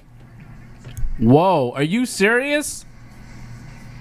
What? Okay. All right, then. That was almost death, by the way. I just finally saw it. That was almost death. Like, I can't believe they did that. That was so dangerous. What just happened here? Oh, there We're you new have tag it. champs. Shayna Single-handedly just won on her own. She just beat Sasha and Bailey by herself. She had Sasha in like a leg lock deal, and then she had her trapped, and then she grabs Bailey, puts her in a chokehold, and then she uses Sasha's arm to choke Bailey, and Bailey taps. She had them both locked up. She beat them on her own. She beat Sasha and Bailey, the hottest act in the WWE, the best thing they have going. Just got beat by Shayna on her own. I mean, I don't really mind. I don't really mind seeing Shayna and Nia win the tag team titles, but that finish was pretty bad. It's a bit too much to make. Use Sasha's arm to choke Bailey. It's like a bit too much. That shouldn't make you tap out. Like, she wouldn't have been able to get Sasha's arm in any kind of position. She can't. No, it doesn't make sense. No, she can't beat Becky Lynch, but she can beat Sasha and Bailey on her own by herself. I don't get it.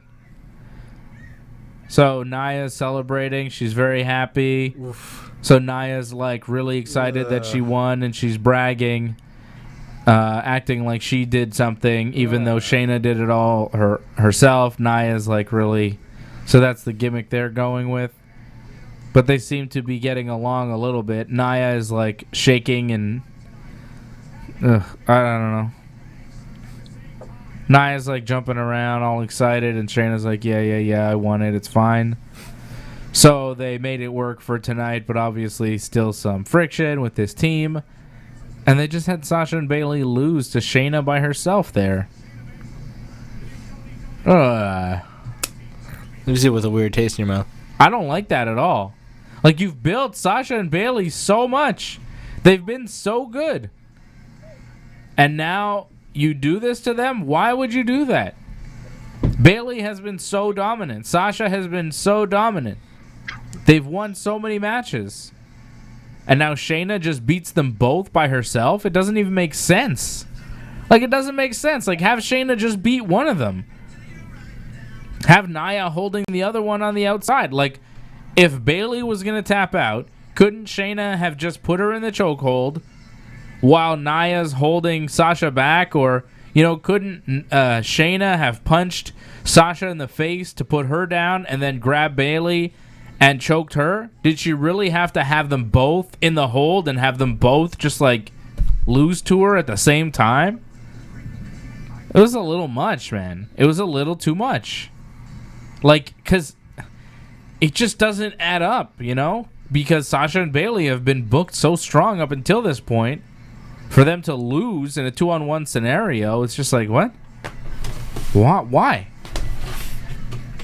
Who'd they piss off? Well, first off, that was a very dangerous match that they just pulled off right there. Like, the fact that Nia didn't, like, break her neck, they were very lucky that didn't happen, because that looked super scary. I don't know what they were thinking with the back body drop right there. Like, that should have been a flapjack at best. Like, I don't know why you would try something like that. That was a very bad idea, very dangerous.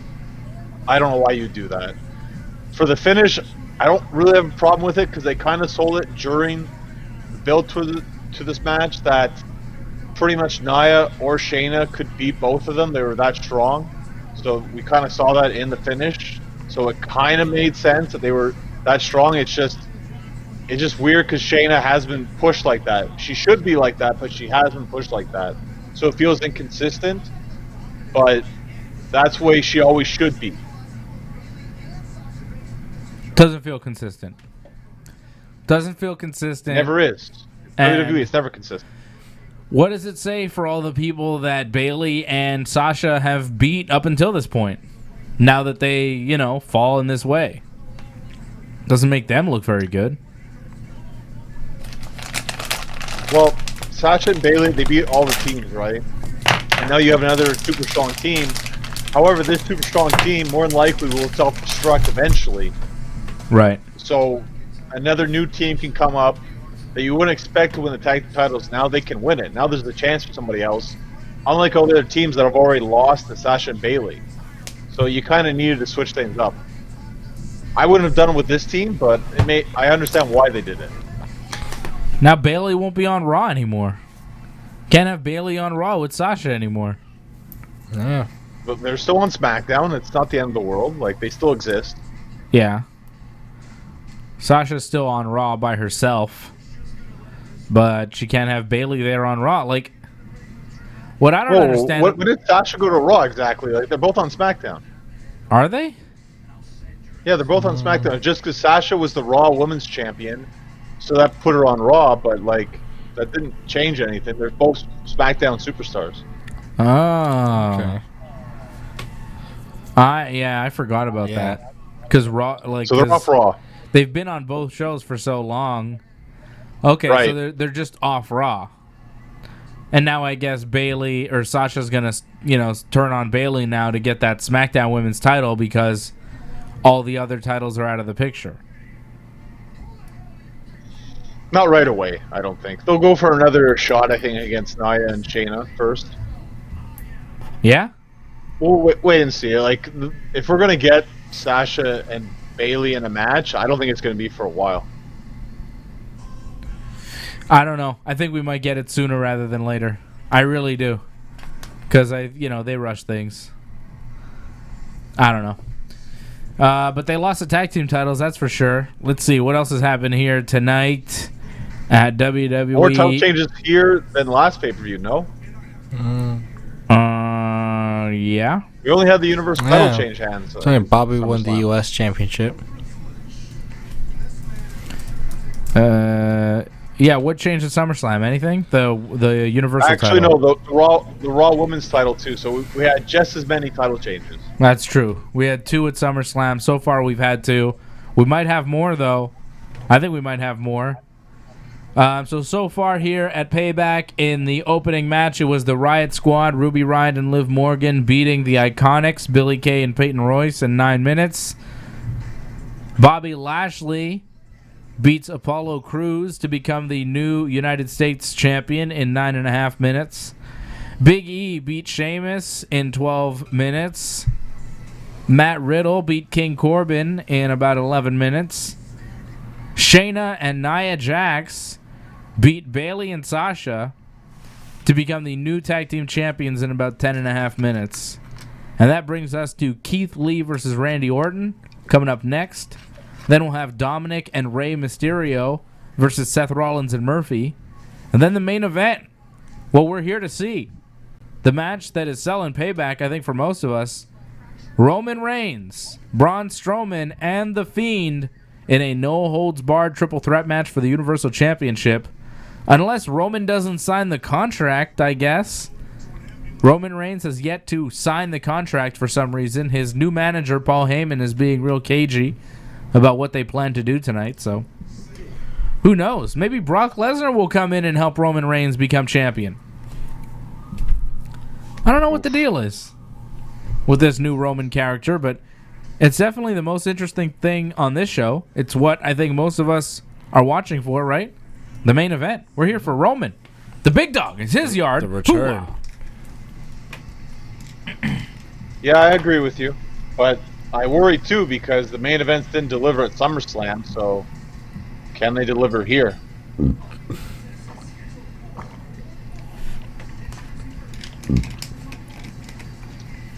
We'll see. now what? Like, Drew McIntyre's out now? Like, what's going on? Is there no WWE champion now? They're saying... Broke his jaw. Yeah. They're saying he broke his jaw. So is he vacating the title? Like, what's going on with that? They said anything about that? We have to wait till Raw, I guess. Yeah, I think we'll have to wait till Raw. They're not going to do anything now. I don't think he's going to vacate the title unless he has coronavirus, in which case maybe, right? Well, then it's kind of stupid. He should have lost the SummerSlam. Well, if they knew he had coronavirus, he shouldn't have wrestled at SummerSlam, John. Right? Yeah, well, you're already too deep in there. Like, the day after, you kick him off TV. No. I mean, look, you can't write somebody off TV. Like, if Drew McIntyre had coronavirus and they find out on Raw, and then they're like, okay, well, we'll just have Randy punt him a few times and have Drew walk around the ring, and no, that wouldn't happen. If Drew had coronavirus, they'd be like, okay, you're going home right away. That's how it actually works, Yeah, John. I hope so. Yeah. I hope so. You want to see a picture of Naito after he won the double gold at the Summer... What was it called? Stress Down? Such a weird name. Struggle. Summer Struggle. Look at this picture of Naito. Tell me this isn't a beautifully majestic way to end a pay-per-view. Look at that. Look at Naito. Look at that guy. Cool. Looks cool as hell. Champion. That's how you end a pay-per-view. Tetsuya Naito. IWGP Heavyweight Champion. That's a champion, brother. Who's the best world champion in pro wrestling right now? It's not The Fiend. It's not Drew McIntyre. That's tough. Wow. It's Tetsuya Naito. It's not John Moxley. It's not John Moxley. It's Naito. Come on, man. I mean, I know you don't watch New Japan, really, but... I mean, you're familiar with Tetsuya Naito. Who is the top Yeah, world but he champion? just won the title. Like, So what? He's Naito. He's the man. I mean, you look at who the world champion, the landscapes of world champions. Who would you rather watch? Like, what world championship match would you rather watch? A Drew McIntyre match? You know? A John Moxley match? Tetsuya Naito match? well, to be fair though, Moxley, I'm really looking forward to that match with MJF. So Yeah. I'd say Moxley is the second best world champion in pro wrestling.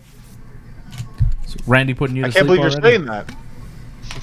Well, Randy's right not even now- out yet, is he? What? Oh, Oh yeah, Randy is out. Never mind, Randy's sorry. out. Randy's in the ring. He's doing his little... He's doing his pose. Yeah, I'd say Moxley is the second best world champion in pro wrestling right now. In, like, the big leagues. Wow. It's not stiff competition. Who's the Impact world champion? Eddie Edwards. Yeah, exactly. So I'd say Moxley's the second best next to Naito. And then I'd put, I don't know, Drew and then The Fiend. But if Roman wins tonight, then Roman is the top champion in all of pro wrestling, right? And that's what the WWE needs. They need to have the top champion as their champion, as the guy, the big dog. They need to have Roman. Okay, so Keith Lee is back to like his old shorts, but he's still wearing the shirt. They took off those like Spartan style shorts he was wearing. He's got some other shorts. He's not wearing the same style shorts that people said look like a skirt. He's got new shorts again. Keith Lee has new shorts, everybody. I know people were very upset with the way Keith Lee looked, and they really didn't like his shorts. So, okay? Keith Lee has new shorts, and he's wrestling Randy Orton right now. And on his shirt is written Legion. It's a misspelling. I don't get it. Because he's Keith Lee.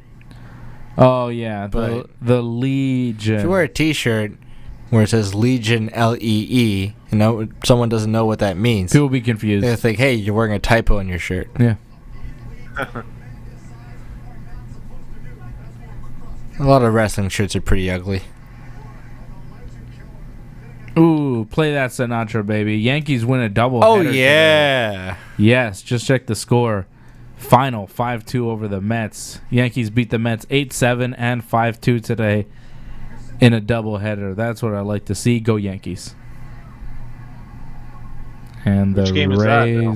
Rays won. Halfway through now? Rays won. What? They're halfway through now the season, or? A little bit more. I think they played like 30-something games.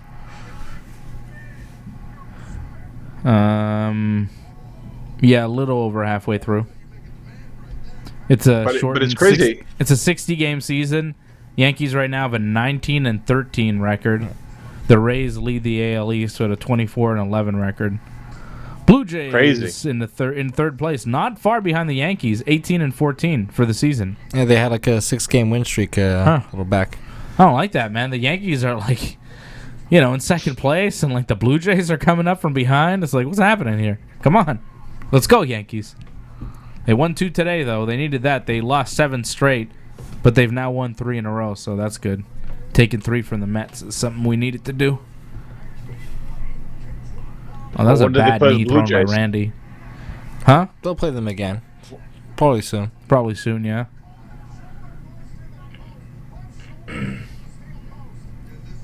Need to play I think they've played all their games against the Red Sox. They're beating them pretty bad. Ooh. Red Sox are in last place. 12-22 for the season. They've already started trading off assets. Not doing too good. Oh, Randy did his patented drop you on the table and it doesn't break to Keith Lee. The belly to back suplex drops Keith Lee on the table. On SmackDown, crazy doesn't break. On SmackDown, that'd be a disqualification, but on pay-per-view, it's okay, right? You know what I mean? How with Keith Lee it doesn't break? Like, that doesn't make sense. Well, because it's Randy. He's like the best at throwing people on the table and not breaking it. It's weird.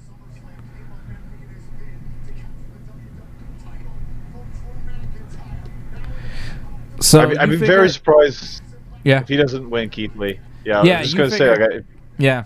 You think Keith Lee's going to win? I think Randy's going to win because, Randy's going to go up against Drew. Unless Drew shows up here during the match to, attack Randy or stop Randy from winning. I mean, he might even attack Randy and cause a disqualification win for Randy. But that's what happened on Raw, though. I feel, return the favor. Randy was wrestling... Oh, yeah. Well, yeah, he'd just do it again, eh? It's true. Randy was wrestling Keith Lee. Then Drew showed up. I guess Drew is selling. He probably won't show up here tonight. That's why I think Randy just beats Keith Lee. Because Randy's going to go up against Drew for the title. They're duplicating their fans here. Do you notice this? No. There's the same exact fans being shown. The same blonde girl is shown twice. Yeah. That's weird. Oh yeah, I see her. Yeah. I see her twice. Yeah. And it's right in the front there. How's that work? Is that Becky Lynch? They should do that. They should do that. They should there's somebody else that looks like Becky Lynch. They should have the real Hulk Hogan there, just watching the show, and they'd be like, "Yeah, that's actually Hulk Hogan. That's really Hulk Hogan there. He's in the Thunderdome." Hey brother. Hey brother, it's great to be back in the Silver Dome. I was about to say that. Oh, brother. Classic. I love when he catches himself. He's like, it's a Superdome, brothers. When they announced this thing, I thought they said they were going to have legends and superstars interact with the Thunderdome. That's never happened. I thought that was the deal. It's for when they see it. The people watching the Thunderdome, they interact with some sort of moderator, which might be a superstar or legend. Yeah, they have someone telling them when to cheer, when to boo, and all that. They have that. So Sergeant Slaughter is there? Someone like that. I don't think it's Slaughter, but someone like that. Yeah. Yeah. Hey guys, Road Dog. Me, Road Dog. Johnny Ace.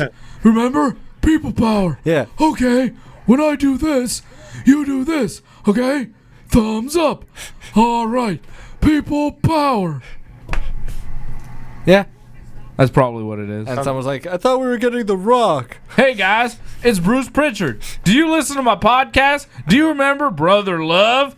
I work for WWE now. I love Vince McMahon. And I love you. Who else? Who else do I Can have? you do a Road Dog impression? Who else? Hey, it's the D-O-double-G, and I'm a jizzle whizzle fizzle, and I'm here to say that I'm Road Diggy Dog every day. Let's watch WWE, pal. Fucking Road Dog. That sounds about right. Yeah. Jizzle fizzle let's whizzle. be nice. Let's be nice to the Armstrong family, at least this week. Sorry. Oh! Oh, Johnny's right again. Keith Lee with a sit-down powerful bomb on Randy Orton. Whoa. Pins him clean in the middle of the ring. Victory for Keith Lee. What is this? Good God Almighty, he just beat Randy. Oh my God. Michael Cole is in disbelief, and so am I. Keith Lee hits a sit-down powerbomb on Randy and beats him. Why does Keith Lee always look like he's about to sneeze? He does look like he's about to cry, though, doesn't he? Or just like He does look like a bit... he's scrunching his... Like Maybe he's got to sneeze, or he's holding back tears. Maybe he's very emotional and he's got bad allergies. or maybe he's just very emotional and he's trying to hold back his emotions. Maybe he's always on the verge of tears. Maybe he's just really sad. Maybe he's like, I didn't want to beat Randy. I love him. That was a hell of a powerbomb, too. Beautiful finisher. God damn. All right, Keith Lee. Nice. Nice win for him, man. Huge. Huge. He just beat Randy Orton. Damn. And he's probably about to eat an RKO, right? Like, shouldn't Randy RKO him now? Or is Randy too hurt? Randy's is selling. Randy is selling like a motherfucker. He's too hurt to slither in and RKO Keith Lee. Oh, the camera's on Randy, so he can't hide from the camera and slither in the ring. Randy's like, get this camera off me. I need to slither. I need to do my slither thing. Aw. Damn it. Don't you know I'm the Viper? I hear voices in my head, and I know this because my theme song tells me. Oh, that's it. No slither, no RKO. Keith Lee just wins, and then the match is over, and now we go to Paul Heyman doing his Paul Heyman Penguin walk backstage. Paul Heyman Penguin walk.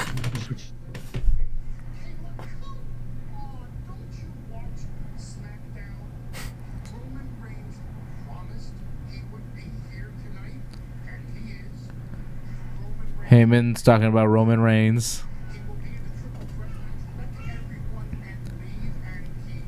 Huh. But he's not talking about Brock Lesnar.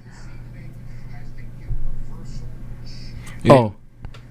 Heyman says that Roman is leaving tonight as Universal Champion. Believe that. But is Roman in the match yet officially? Well, I don't know.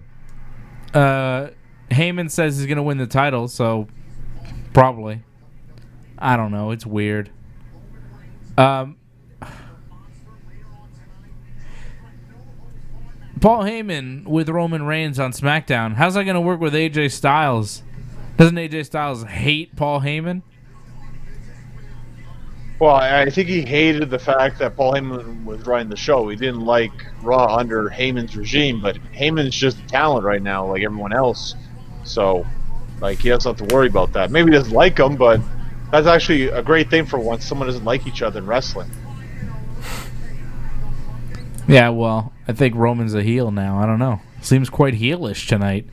Paul Heyman doing all the talking, telling you he may or may not be in this match.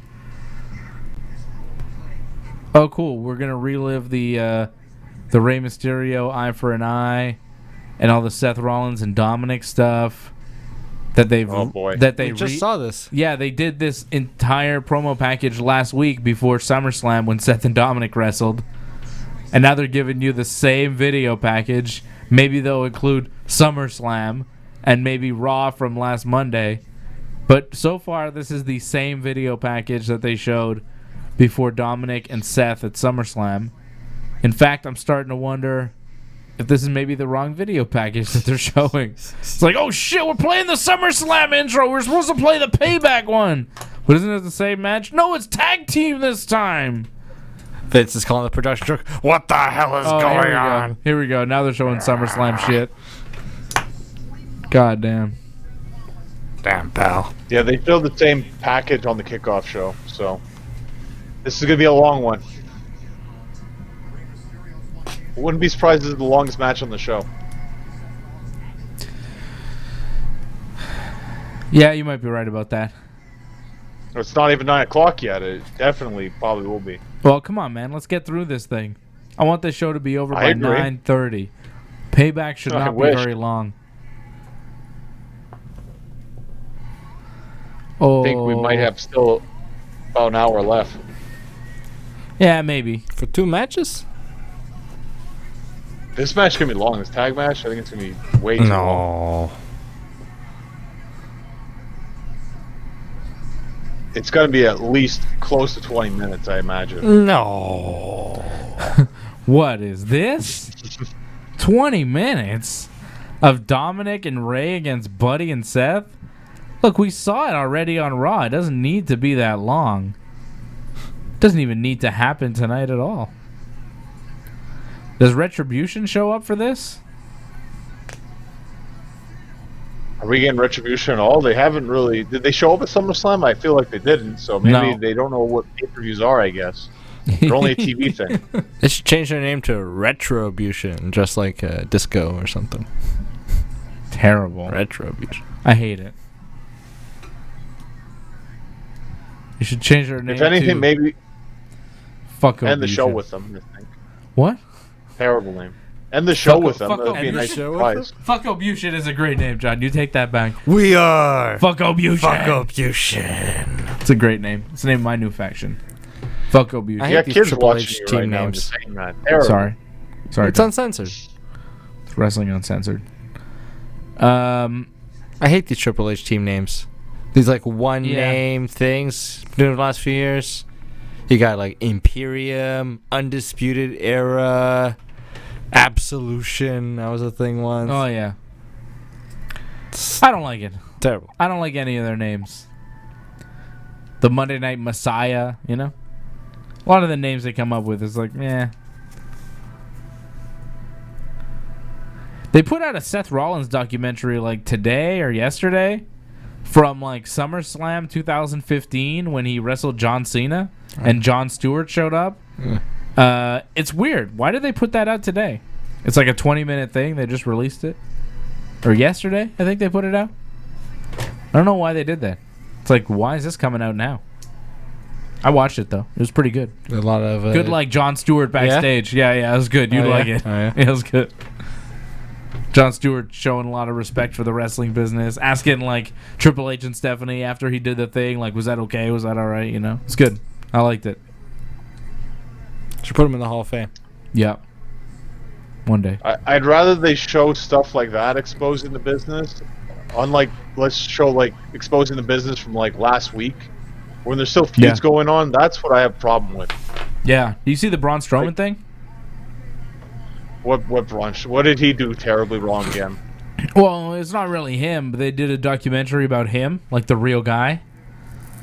You know, and like they're trying to make him out to be this big evil monster, and then he's talking about, oh look, they're just promoting the Seth Rollins the day of SummerSlam 2015. They're gonna air it following Payback, so that's the thing I watch. See, it's like a new thing. Why SummerSlam 2015? Why 5 years later are they releasing this like 20-minute documentary? It's weird.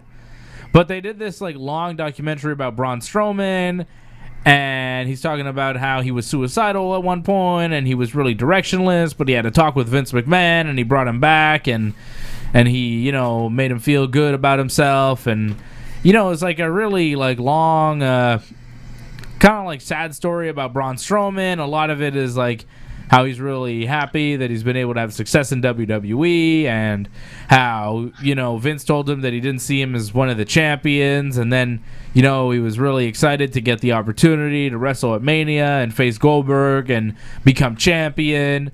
And they released this thing, this big emotional thing about how Braun Strowman was sad, and then he became champion, and he was really happy that he got the call. But they released it like 5 days after they took the title off Braun Strowman, which... weird timing. And it's a weird documentary too, because it's like, okay, they're really exposing like the real guy, Adam, sure. When they're trying to make Braun Strowman be this heartless monster, they have him crying on the WWE Network several times in a 45-minute piece. Several tears. A lot of tears. Like, I feel for him, you know? Made him seem like a nice guy, but I don't know. I don't know. It's a weird timing to release that thing. Maybe give it a few years, you know? Well, I don't know if you had to release it now. You felt for him. Like, you felt bad for him? Yeah. like you felt bad for a guy that told everybody, "Oh, get real jobs," like when no one had jobs.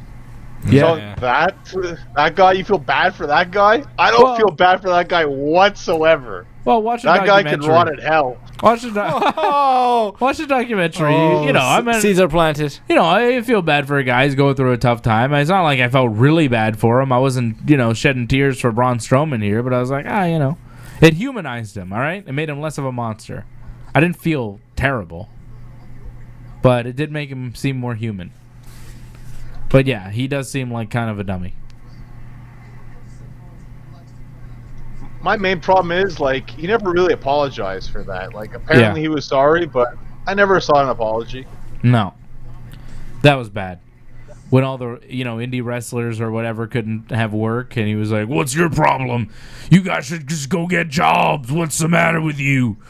Nobody helped me out." It's like, well, somebody did at some point to get to where you are. So Dominik with a big arm drag on Seth Rollins. This match is on. Seth and Buddy dressed the same. I like that. Looking like a tag team. And Dominik and Rey here. They're wrestling. Should be noted Dominik is not sporting the hood on his attire. Oh, very good. He lost the hood, yeah. That's good, yes. Finally. That was not a good idea. He had it again on Raw. He got the memo. Nope. Yeah, somebody told him, like, get rid of that hood.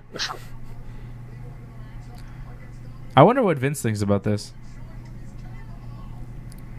Oh, I'm sure he loves it. Yeah? Yeah, it's a good story. Like, if you look back on that SummerSlam match, that was more of an angle than a match when you look at it. The way that whole thing went down at the end, I'm sure Vince loves that stuff. Yeah, with the mother and everything. Family drama. Yeah. We're making movies here, pal. Maybe Rey should have a mistress. And she should be Mandy Rose. Yeah. And then Otis gets involved and eats ham, pal. He's such a big guy eating ham. It's so funny. And then Rey's wife kicks him in the balls. Somebody's got to get kicked in the balls, pal. That's the best part.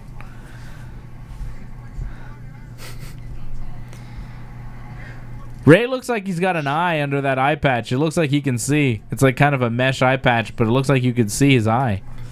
I think Rey has an eye, guys, all right? I don't think Seth really took out his eye in the eye for an eye match. That's what I suspect. I suspect Rey Mysterio has both of his eyes intact. I think we got worked here, guys. John, we got fooled, all right? Yeah, we both thought that they really took Rey Mysterio's eye out in a wrestling match, but I'm starting to wonder about that. Is Rey Mysterio's outfit, is he commemorating the San Diego chicken? With the red hair and the purple, the blue and the yellow. It's very, I'm trying to figure out, like, it reminds me of something. I think it's the San Diego chicken. He is from San Diego. Yeah. What is a San Diego chicken? It was like the mascot for, not the Padres, or the Chargers or something, or the University. It was Pete Rose dressed up as a San Diego chicken, and he got chokeslammed by Kane one year. I'm not sure what the San Diego chicken was for. It's like a mascot, like a probably a university mascot. The KGB chicken? Why was he known as the KGB chicken? But he kind of has a similar kind of color scheme. I don't know. Let's see some images. I don't know if you guys... It's true. Rey don't know if you Mysterio caught that. definitely... He definitely looks like San Diego chicken. Yeah. Hey, booyaka, booyaka! San Diego chicken! Booyaka, booyaka! Pete Rose. Rey Mysterio! I don't know if you guys saw, but the Fiend was on the one of the screens. He's gone now, but he was there for a little bit. Oh, it's just a guy in a Fiend mask. Yeah. Anybody could buy those from WWE shop. Okay, John. Wasn't really the Fiend. Don't worry. Yowie wowie. But I guess they're being kind of strict about this. Like, you can't wear masks, I don't think. Why not? I guess you have to have your face exposed so that way they know who it is that actually doing it. Oof. That was good by Seth and Murphy right there. This isn't bad so far. This is actually pretty good so far. It's basic. Ray's taking the heat now. Which he did on Raw, which is kind of weird. I thought it would be the opposite this time around, but Yeah. no, let's do more of the same. Yeah. Dominik got a lot of the offense in, and now Ray's getting beat up, which doesn't make a ton of sense to me. And then Rey is going to need the help of his son and tag his son in at some point to get the hot tag and save him from the beating. Hey, son, these two strong men are beating me up. Can you help me and maybe take a beating yourself? I don't know. Well, I think it might come down to the fact that Ray's just better at selling. That you'd actually feel bad for Rey, where Dominik, he's not as experienced, so he couldn't make it look as good as Rey can. He wasn't bad selling against Seth at SummerSlam. Not bad, but Rey obviously is better, right? So Yeah. Well, Ray's better at everything. Why even have Dominik in the match then? I mean, you know. father and son, tell Yeah. the story. Yeah. Dominik's looked all right so far in this match, though. He hasn't done anything. He hasn't done much, but what he's done has been all right. Just did a little cross body, got caught, got dropped, looked good. Good springboard arm drag he did too. Yeah. Like his actual footwork in the ring and the way he moves around, it's not terrible. It's just like the look of him, you know?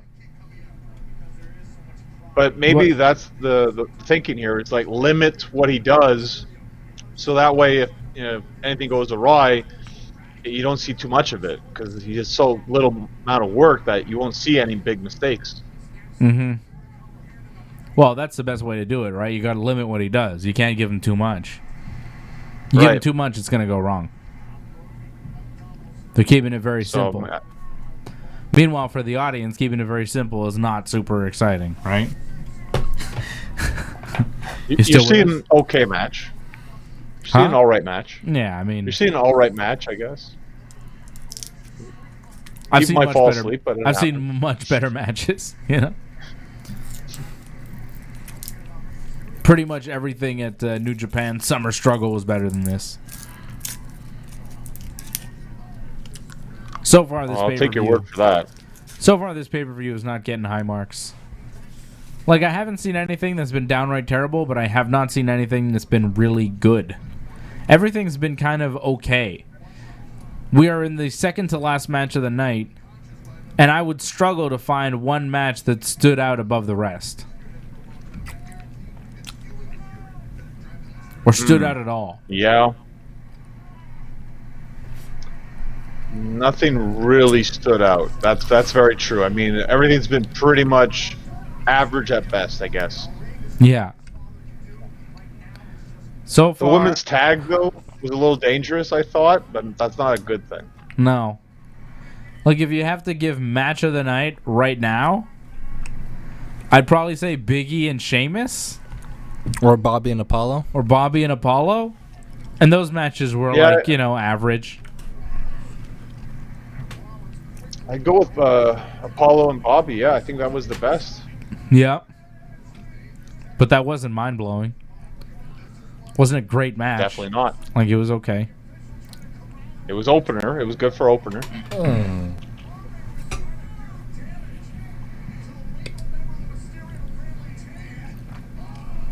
A lot of very average performances. Well, to be fair, like, SummerSlam's supposed to be the big one, right? So Yeah. this is supposed to be an average pay-per-view, middle of the road. So Is anything a big one nowadays, John? Yeah, I mean, I guess it's supposed to be the big Money one. in the but it didn't- Bank. Money in No, the Bank but is like, supposed there's to be no big. audience. There's no, they didn't have like a weekend, of events or anything. There's no pageantry, no spectacle. Roman Reigns is the big thing selling this. Yeah. Yeah, this whole show is designed, it's built around Roman Reigns. Completely. And So like, what's going on with him and Paul Heyman? Is he going to win? Is he going to do something real evil to win? Is he the leader of Retribution? Like, there's a lot going on. The Roman Reigns thing, it's all about Roman. Nice yeah, this moonsault from Rey. pay-per-view will be. It'll depend if it's good or not, depending on that one match. Mm-hmm. Yeah. For me, it'll be the difference between a 6 and a 5, you know? Wow. On 10. That low. Well, That's about right. I mean, we'll see how the main event is, and Average. we'll see how the rest of this match turns out, but... Well, to me right now, it's the average pay-per-view. That's a 6, is it not? Yeah, 6. That's what you said. Yeah, but if the main event kind of disappoints, then, you know, it's going to lose points. But then the it main could be event- a 7 if it delivers. Yeah, it could be. Possibly. Ooh. We'll see. Ooh. Nice DDT from Dominik. He's got some nice moves, you know? And they're starting to look a little better, you know? He's seems to be getting a little more comfortable in there.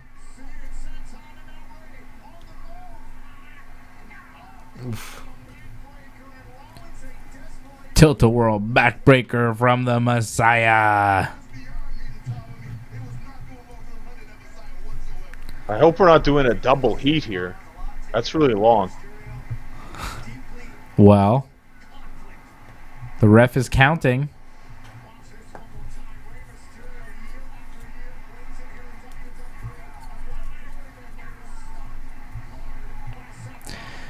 Explain what you mean by double heat. Like, I know what you mean, but explain it to everybody who might not know what you mean. Like, Rey took a beating for a while, right?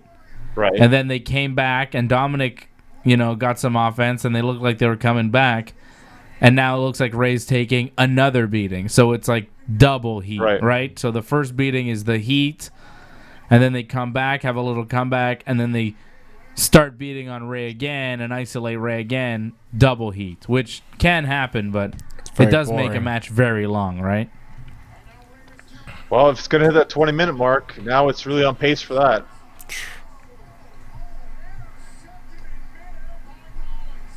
That was nice. But I've enjoyed the fast-paced action to this. It's actually pretty good. Like, they really don't need to make it longer than it needs to be, but they are, unfortunately. I've enjoyed the Rey and Seth stuff. They've been wrestling pretty good against each other. I like, you know, keep Dominik and Murphy outside the ring. This move from Rey that they're showing a replay of here, oh, that was nice. Rey jumps off the top rope. Seth grabs him and drops double knees in his gut. Nice timing on that move. You know, Rey and Seth, nothing wrong with that. I feel like we've never had the real good Rey versus Seth match that this feud needed, because they had that eye for an eye match where they were both just trying to poke each other's eye out for the whole match, you know? It wasn't a real good wrestling match because it had that stupid stipulation. We haven't had the Rey versus Seth one-on-one pay-per-view match that this feud kind of needed but never will get, because the big one-on-one pay-per-view match was Seth versus Rey's son.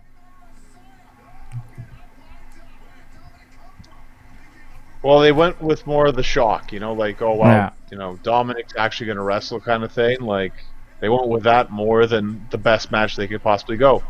Again, they don't book the best wrestlers of AJ Styles, Jeff Hardy, Kevin Owens. They just book the matches because that's the stories they have right now they want to push. WWE has done 2 pay-per-views in 2 weeks. AJ Styles, Jeff Hardy, not booked. Dominik Mysterio, booked on both. Look very strong. What? No AJ Styles, but we get Dominik Mysterio instead. AJ Styles, who's the Intercontinental was the Intercontinental Champion. Jeff Hardy now, another great wrestler, legend of the game. Also not booked tonight. But Dominik Mysterio booked on both pay-per-views. Huh? Priorities. What? For who? Doesn't make a lot of sense to me. It's all about the story. If the story is compelling, they got to make sure that it gets some pay-per-view time. Yeah. Oh, Rey's down in the ring.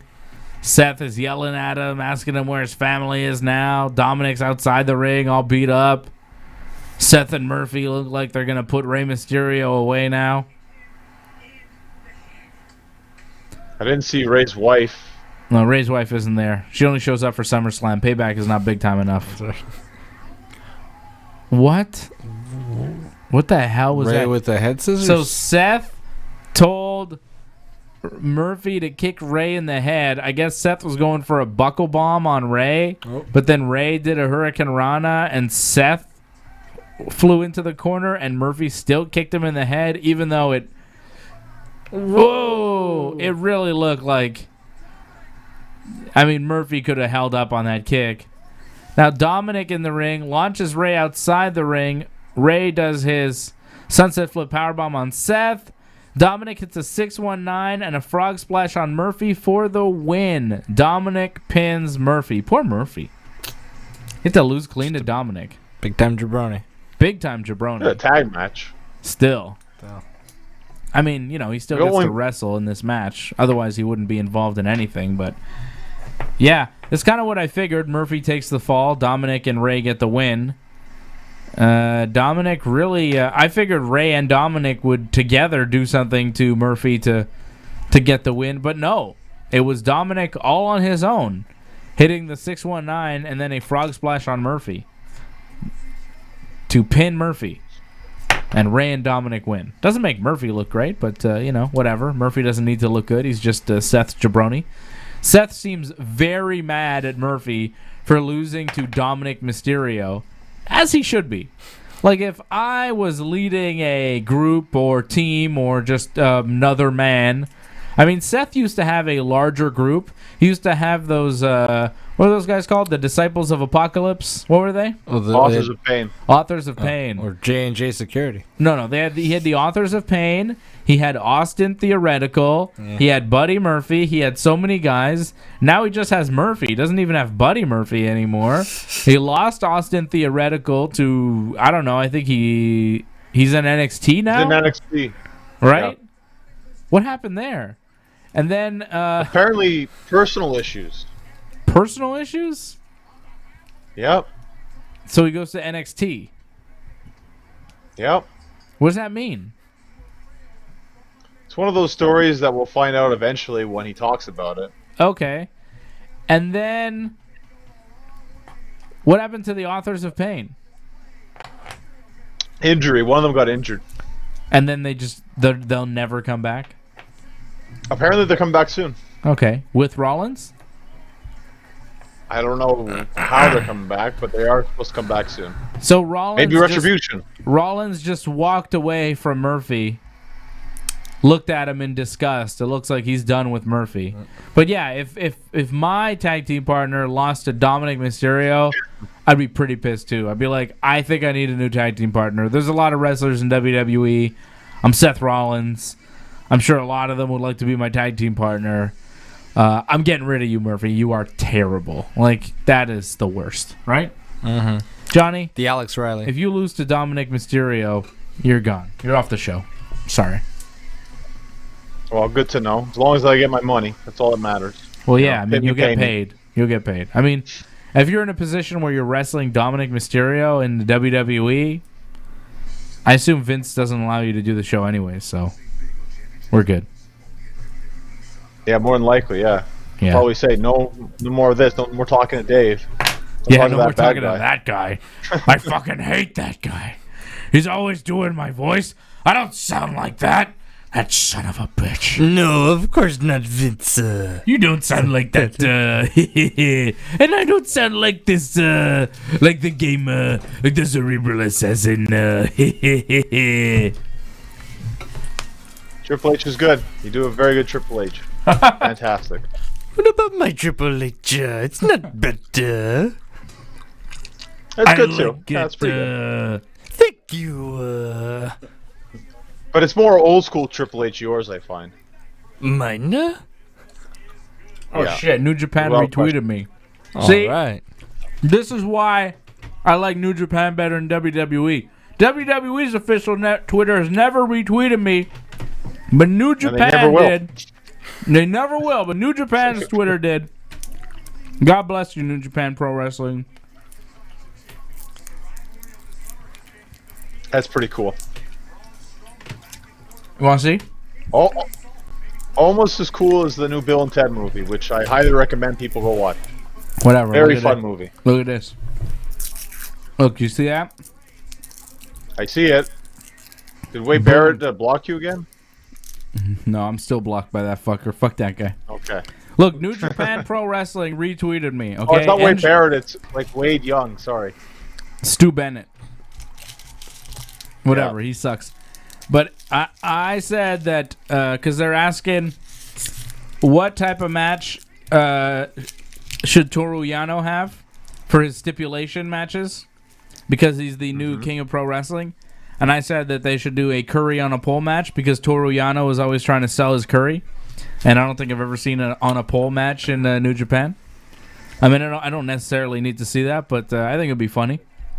So I tweeted that to New Japan, and they retweeted me because New Japan Pro Wrestling is a cool fucking wrestling company who respects their fans and retweets the cool guys in pro wrestling like me. And you can follow me at Dave Simon MMA.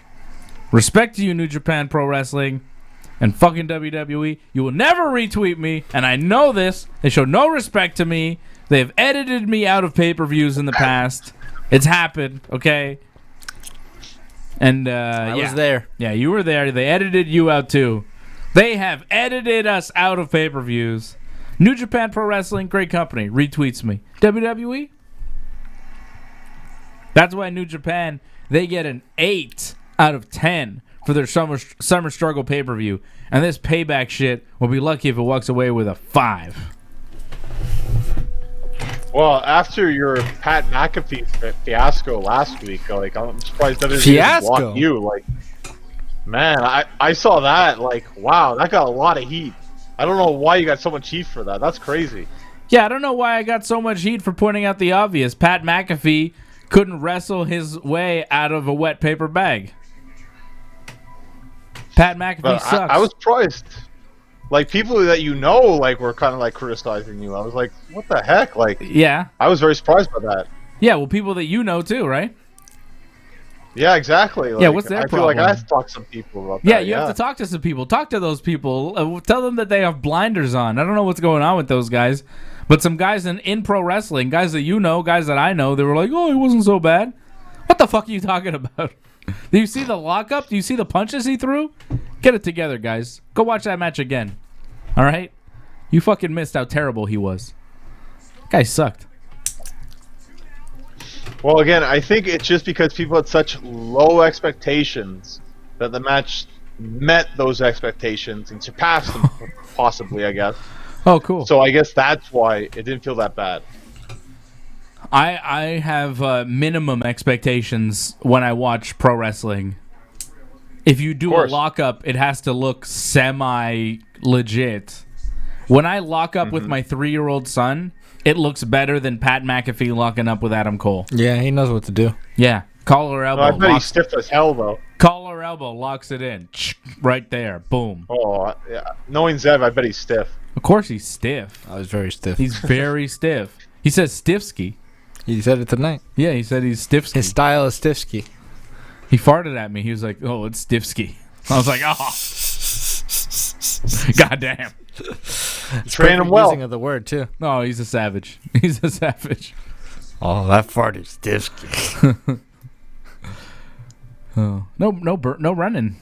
Usually he runs in during the show. Yeah. I haven't seen a run in tonight. I think it's an early bedtime for him. He starts preschool tomorrow. A lot of kids going back to school tomorrow. Wow. Be safe, everybody. Yeah, man. Kids going back to school, safe. man. Yeah, everybody's got to be safe, man. It's back to school tomorrow. Did you guys hear about those kids that got sent back home like the first day? I think it was like a grade 7 or something. Yeah. Fuck. Why?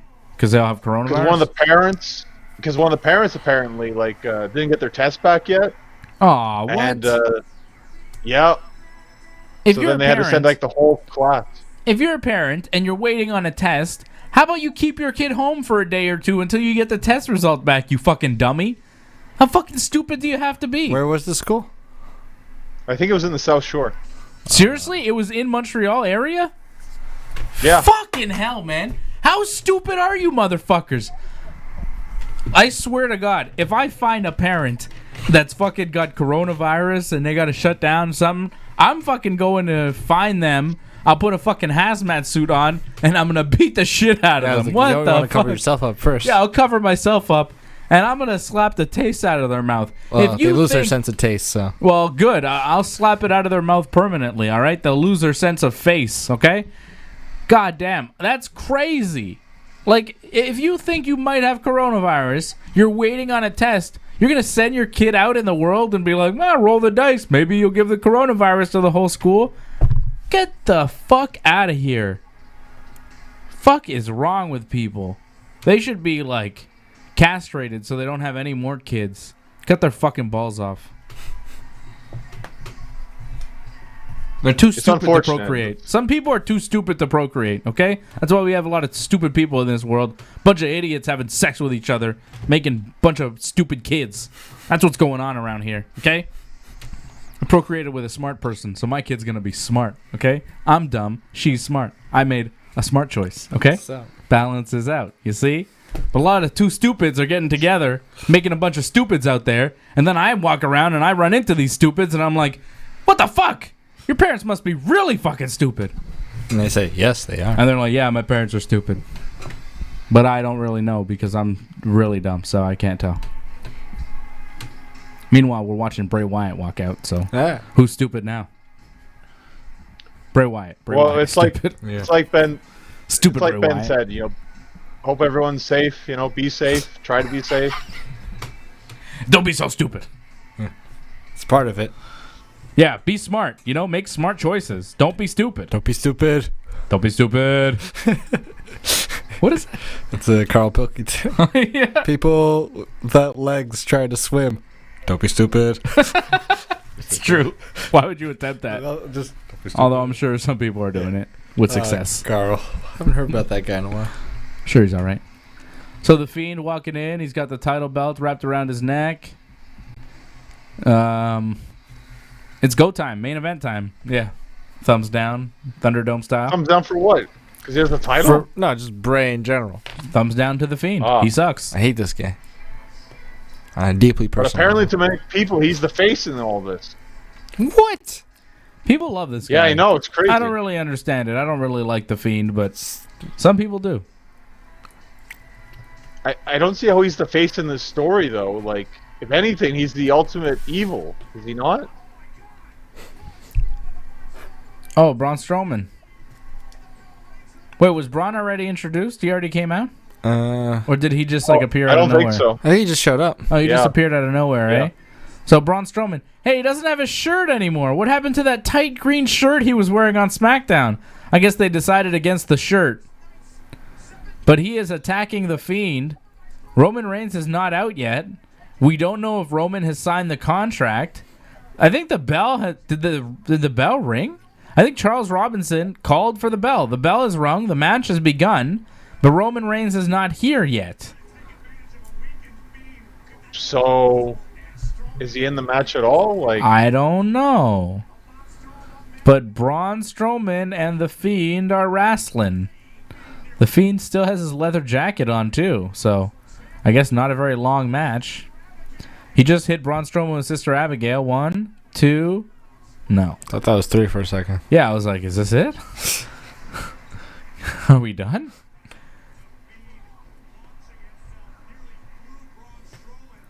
Okay. Always taking the jacket off. Well, this is weird, eh? Where's Roman?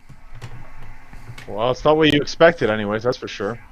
You never saw it coming. Oh, that was last week.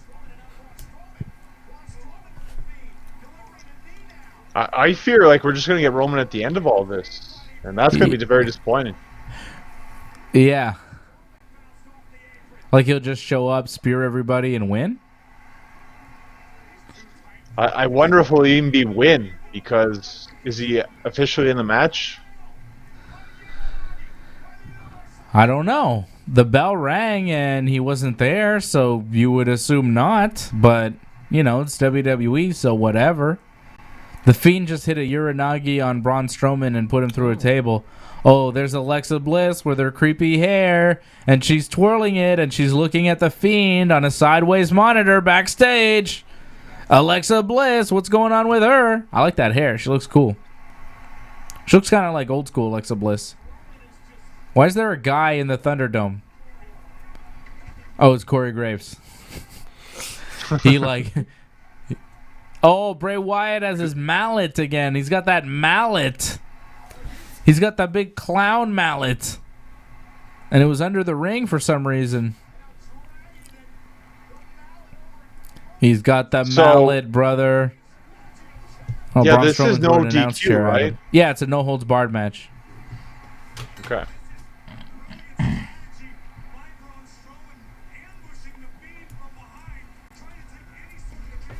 So regardless that it's not a triple threat, yeah, they still have the no-holds-barred stipulation in place, so... At least that makes sense. Yeah. They're still asking about Roman. They're like, where's Roman? Where is he? Why isn't he here yet? Where's Poochie? He's going to show up at some point. Probably at the end. Probably to win. Right? Again, it's still way too early for the Fiend to lose, but WWE loves to put title on Roman, unfortunately. I feel like the Fiend only won last week to throw us off the scent. Because they had such a weird thing to do. No, it's not really, if you think about it. Because if you think about it, they had this match planned. They had Roman Reigns' return planned to attack, both of them after SummerSlam, right? They wanted to do the triple threat here. And say they do have Roman planned to win the title. If the Fiend didn't win last week, and it was just Braun Strowman, the Fiend, and Roman Reigns, because Braun Strowman had held the title since WrestleMania, it would seem so obvious to everybody that, well, Roman's going to win tonight because Braun Strowman's been champion for so long.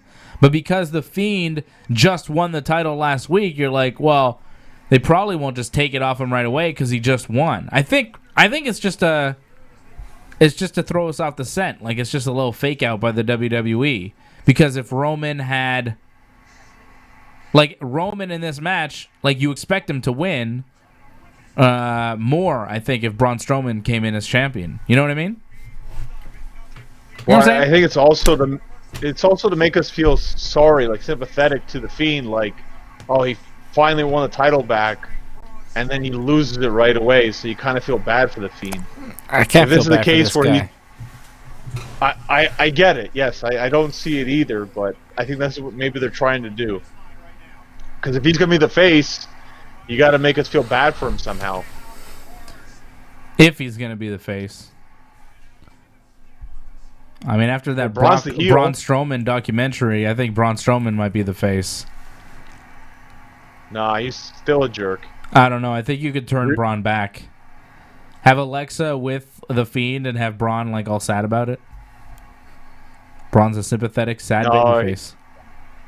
He still loses, Braun. He's still like the jerk monster. And Roman's horrible too because he's with Paul Heyman, so he's with Terrible Evil. So Fiend is a good guy? Yeah, to me it doesn't make a lot of sense either. But how are him and Alexa Bliss like a babyface team? I don't know. I hate that so much. The neck thing? What, the neck thing? Yeah. It's not good. It's like, what? Did he kill him? No. He didn't do anything. Then why do it? He did nothing to him. No, you're completely right about that. The neck thing is really stupid. And then they sell the neck thing too afterwards. It's bad.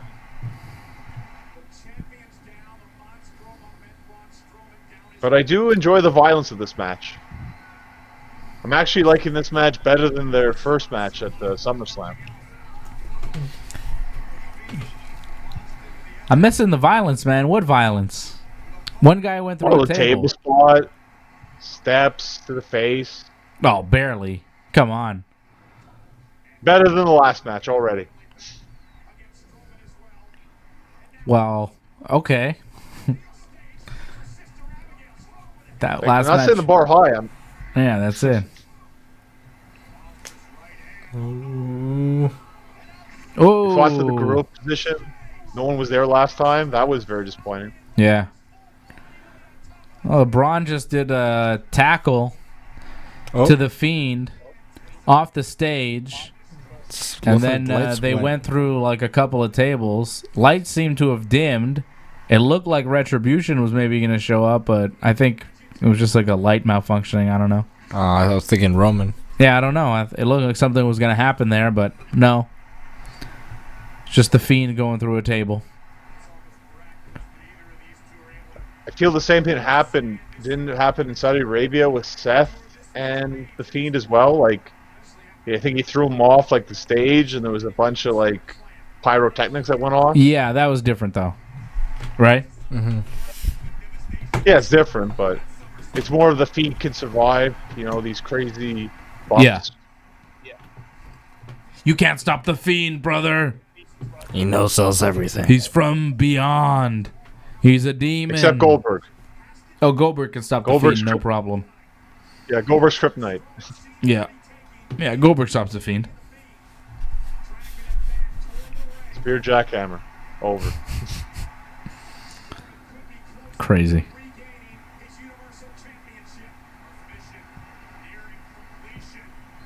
So, when's Roman going to show up here? Let's go. Like, what do we... Are you disappointed yet? Yeah, I mean, I'm not liking this match. I'm not hating it, though. Wow. I don't mind it so far. They took forever to get back into the ring. They just kind of walked from the stage back to the ring. They didn't do anything. They went through the tables, then they both just walked back to the ring. What the hell was that? And now the Fiend's just lying in the ring, and Braun Strowman going to the top rope for some stupid reason. This is no holds bars, right? Yeah. It doesn't mean false count anywhere? No. That's correct, yeah. But still, like, they just kind of walk back to the ring, and then Braun, instead of, like, attacking Bray Wyatt before going to the top rope to, like, make sure he's down, he just goes to the top rope, which, like, doesn't seem like a thing for a 6'8" guy to do, but okay. And now Bray Wyatt meeting him there, and he's going to superplex him. Oh, and the ring breaks. The old ring break. Oh! What? That little Nate, the referee flew over the top rope there. He did? Oh, and the fans are all told to look shocked in the Thunderdome. Do the shocked face. Some people like this, and some people like this, but they're all like, look how many people in the Thunderdome are doing that. Dun, dun. So the ring breaks, the referee falls out of the ring, and now Roman Reigns is showing up with a steel chair, Paul Heyman, and the contract, brother. A little late for a contract. Yeah. Are you allowed to sign a contract for a match that's already underway? Yeah, I thought once the bell rings, that's it. Yeah. That's it, yeah. But, you know, whatever. So here comes Roman, big dog. This is a pretty heelish Roman Reigns we're seeing here. Pretty surprised that they've gone this far heel with Roman. Oh, he's like, oh, do I need the steel chair? No, I'm not even going to use the steel chair. He grabs the Fiend. He wants to pin him. But there's no referee. So now he yells at Paul Heyman to get a referee. Here comes the ref. 1, 2. No, just a 2 count on the Fiend. Roman can't believe it. He's going again. 1, 2. No. Very heelish Roman, not trying to attack anybody, just looking for the cheap cover. Usually it's him kicking out at 2. Yeah, it's kind of weird to see Roman. Surreal. It's very surreal. Yeah, this is not an ordinary Roman Reigns. This is definitely a heel Roman. This is a very different Roman Reigns we're seeing here. He's not looking to attack anybody. He just looked to try and get a cheap pin because they're both down. And now he's just hitting Braun Strowman with a chair. He tried to pin Bray, didn't work. Tried to pin Braun, didn't work. Now hitting Braun with a bunch of chair shots. 1, 2. Nope, didn't work. Hey, Roman, here's an idea. Spear. That used to work for you quite a bit. Or Roman's like Superman punch. Roman's like, how do I beat this guy? Dude, just do the hoo-wah thing and then do the spear. That shit worked all the time. Man, Paul Heyman is a terrible manager. Paul Heyman's a really bad manager. He should be like, dude, do the spear. That shit works. Dude. You know what I mean? Like, if you're Roman Reigns' manager, what do you tell him to do? Superman punch. Spear. Stop hitting him with a fucking chair, dude. So Bray Wyatt tried to apply the mandible claw there to Roman, but Roman kicked him in the balls and sent him out of the ring. A low blow from Roman Reigns. I mean, Roman is really healing out. Okay, now finally Braun Strowman stumbling to his feet. Roman's like, oh yeah, the spear. Here it is, spear. You did a SummerSlam enough, you'd think you remembered. 1, 2, 3 on Braun Strowman. There's the spear, there's the win. Roman Reigns is the new Universal Champion. The big dog, his yard. Hoo-ah!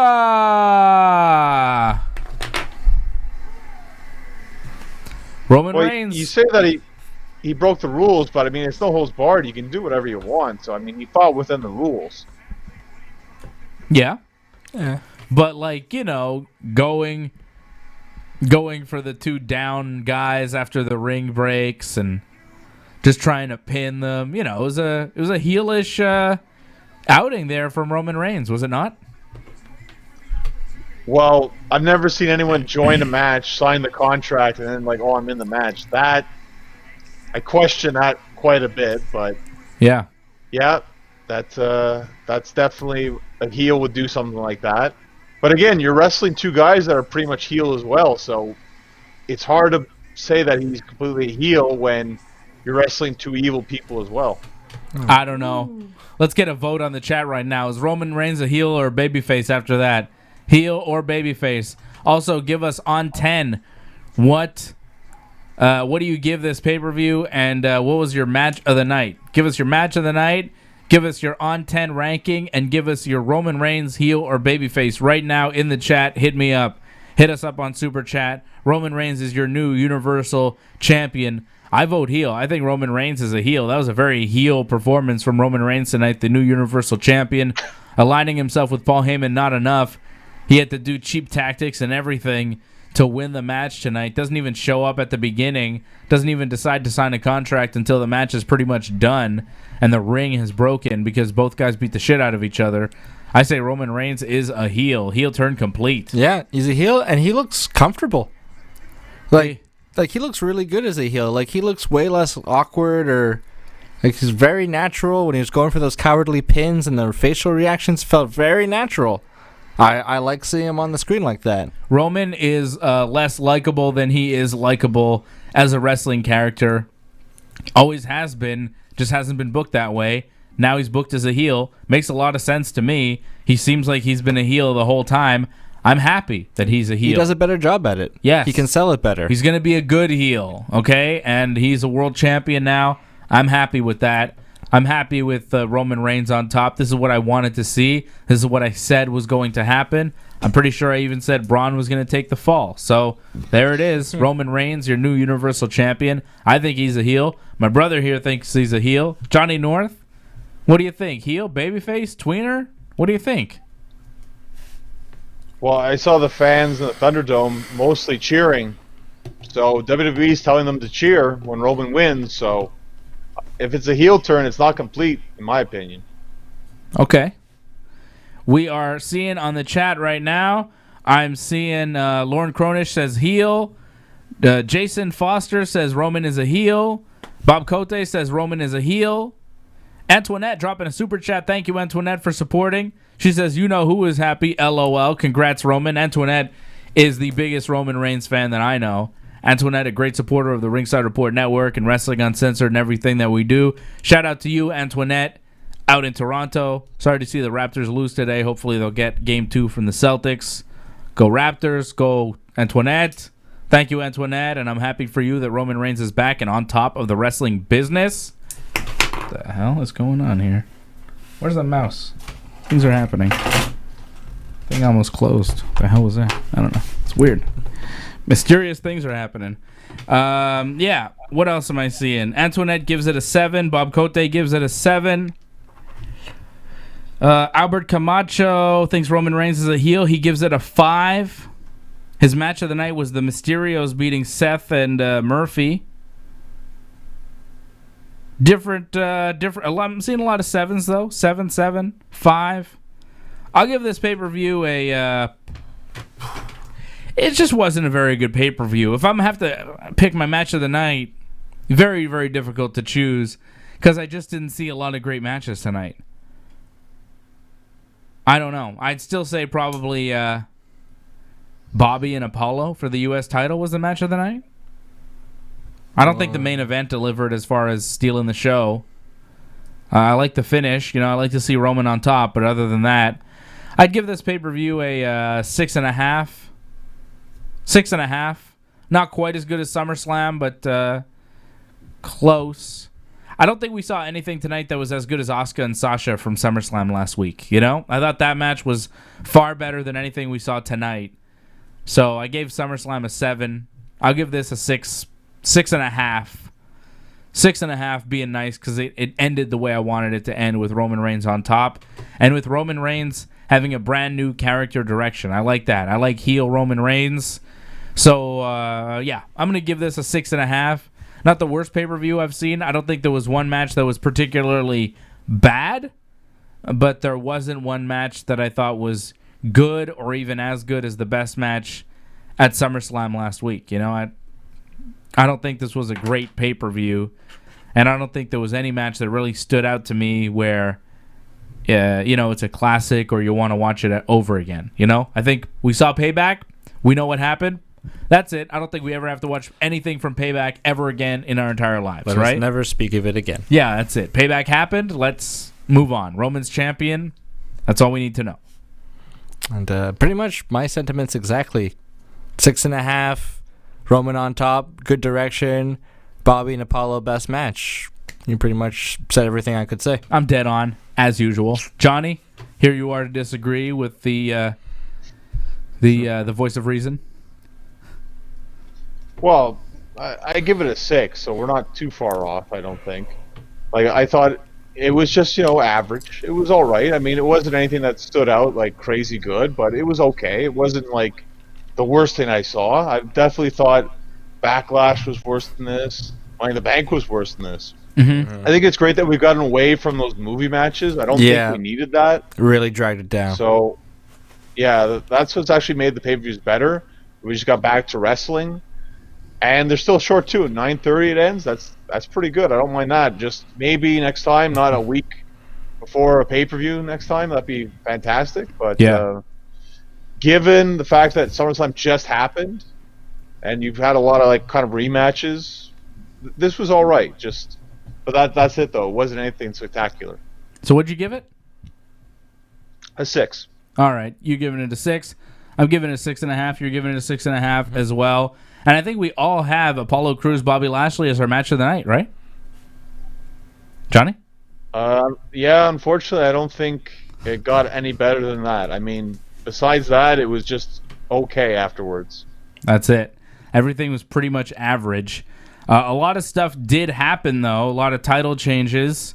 Just to recap tonight, Roman Reigns, your new Universal Champion, showing up towards the end of the match, signing the contract and getting the win, getting the pin over Braun Strowman in the triple threat. The Fiend losing the Universal title after a week-long title reign. Roman Reigns now back on top as the Universal Champion.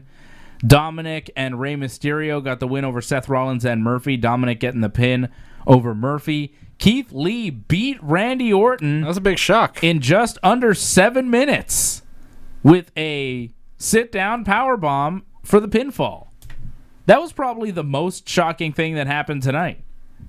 Did you thought Keith Lee was going to win? I did not. Did you see Keith Lee winning like he did with a clean powerbomb finish over Randy in under 7 minutes? Just under? 6:40? I think that was the best way to do it, without question. If you want to make Keith Lee something, he's got to beat Randy, and it's got to be clean. I thought he'd actually hit his finisher, but that's fine to beat him like that. I think Randy actually wanted to make him look good, and he did a good job. Yeah. Very surprising victory there for Keith Lee. Big win for him. Biggest win of his career, you got to imagine, right? Shayna and Nia getting the win over Bayley and Sasha to become the new WWE Women's Tag Team Champions. Matt Riddle beat King Corbin. That was forgettable. God. Can we not have King Corbin wrestle anymore? Because I think that was the worst match on this show. And this show wasn't great, but that was just, ugh. Right? That was bad. And that was rough.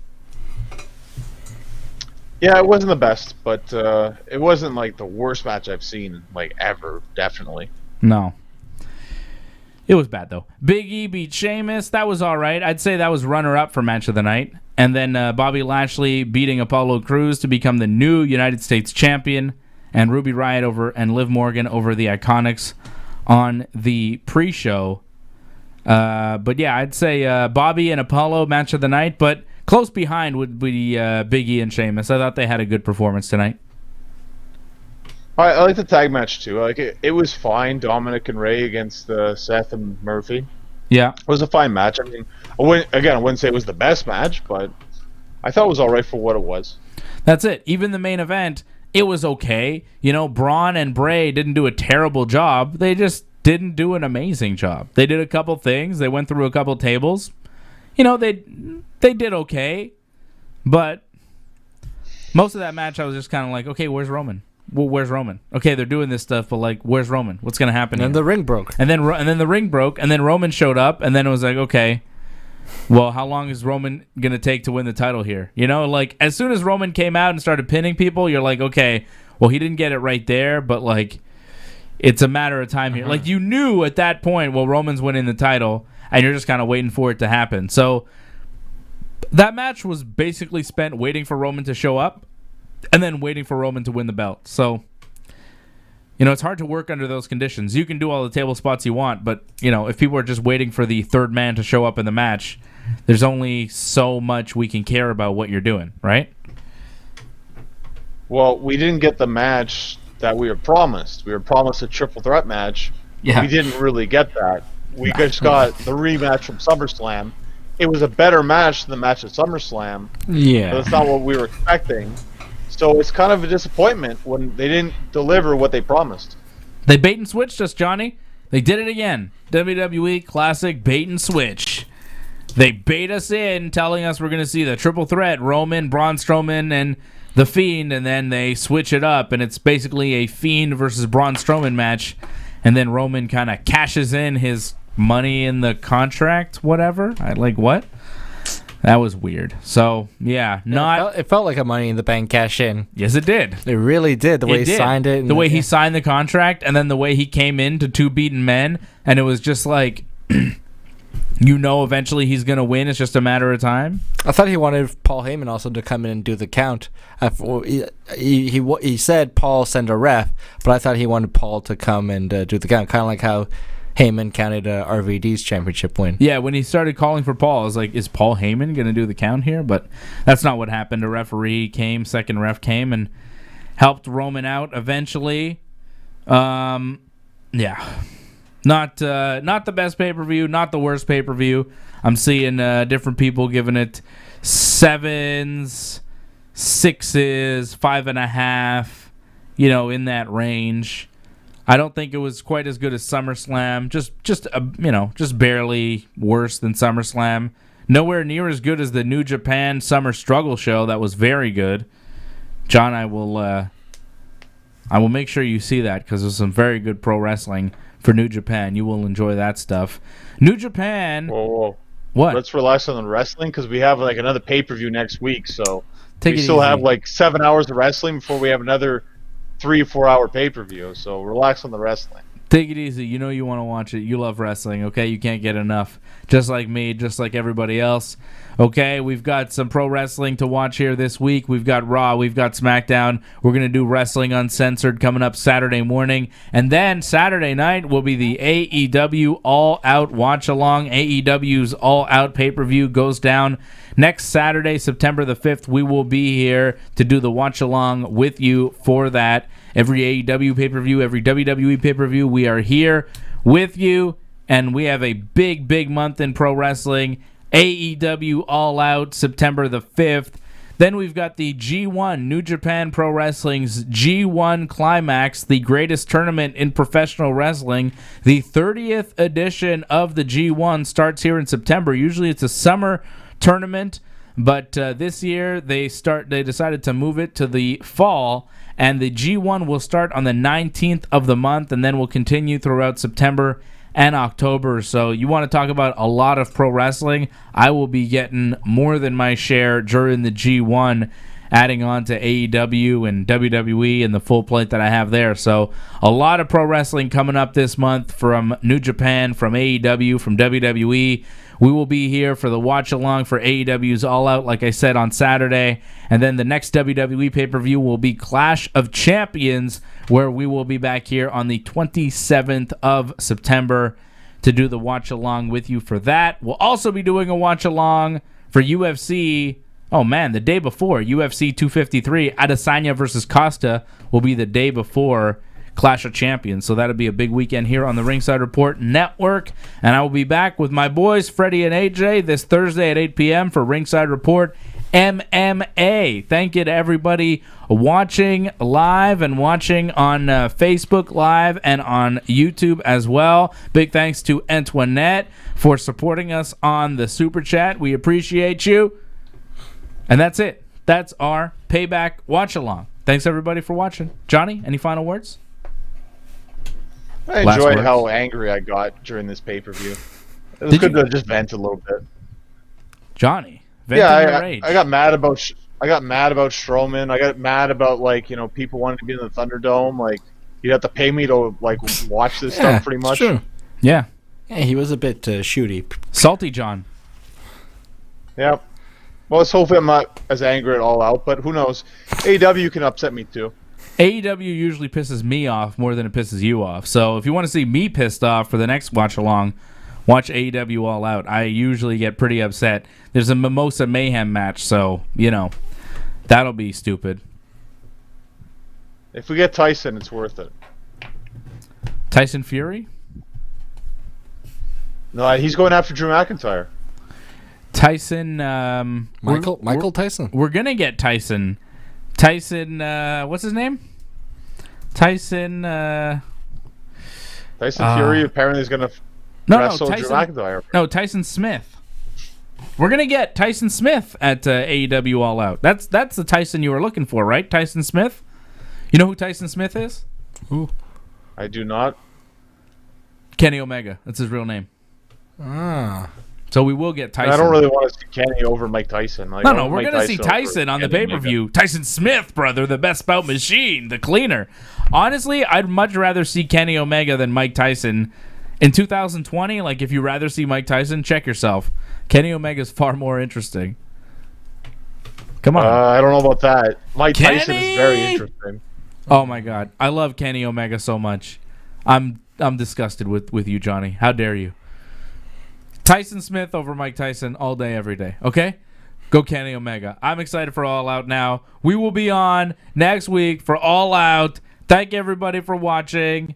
Shout out to everybody on the chat. Shout out to Alex Terrace, JJ Mondesi, Antoinette, Jenny D. She says hi, Ben. Oh, hi. Say hi. Oh, yeah, Jenny. Jason Foster, Bob Cote, Lauren Cronish, Brian Firth. Shout out to everybody watching us, everybody on the chat. Ricardo Mojera out in Brazil. Shout out to you. We love you big time. Johnny North in NDG. Shout out to you. I miss you, brother. We'll have you in studio one day in 2021. Until then, that's it. Bye-bye. Payback is a bitch.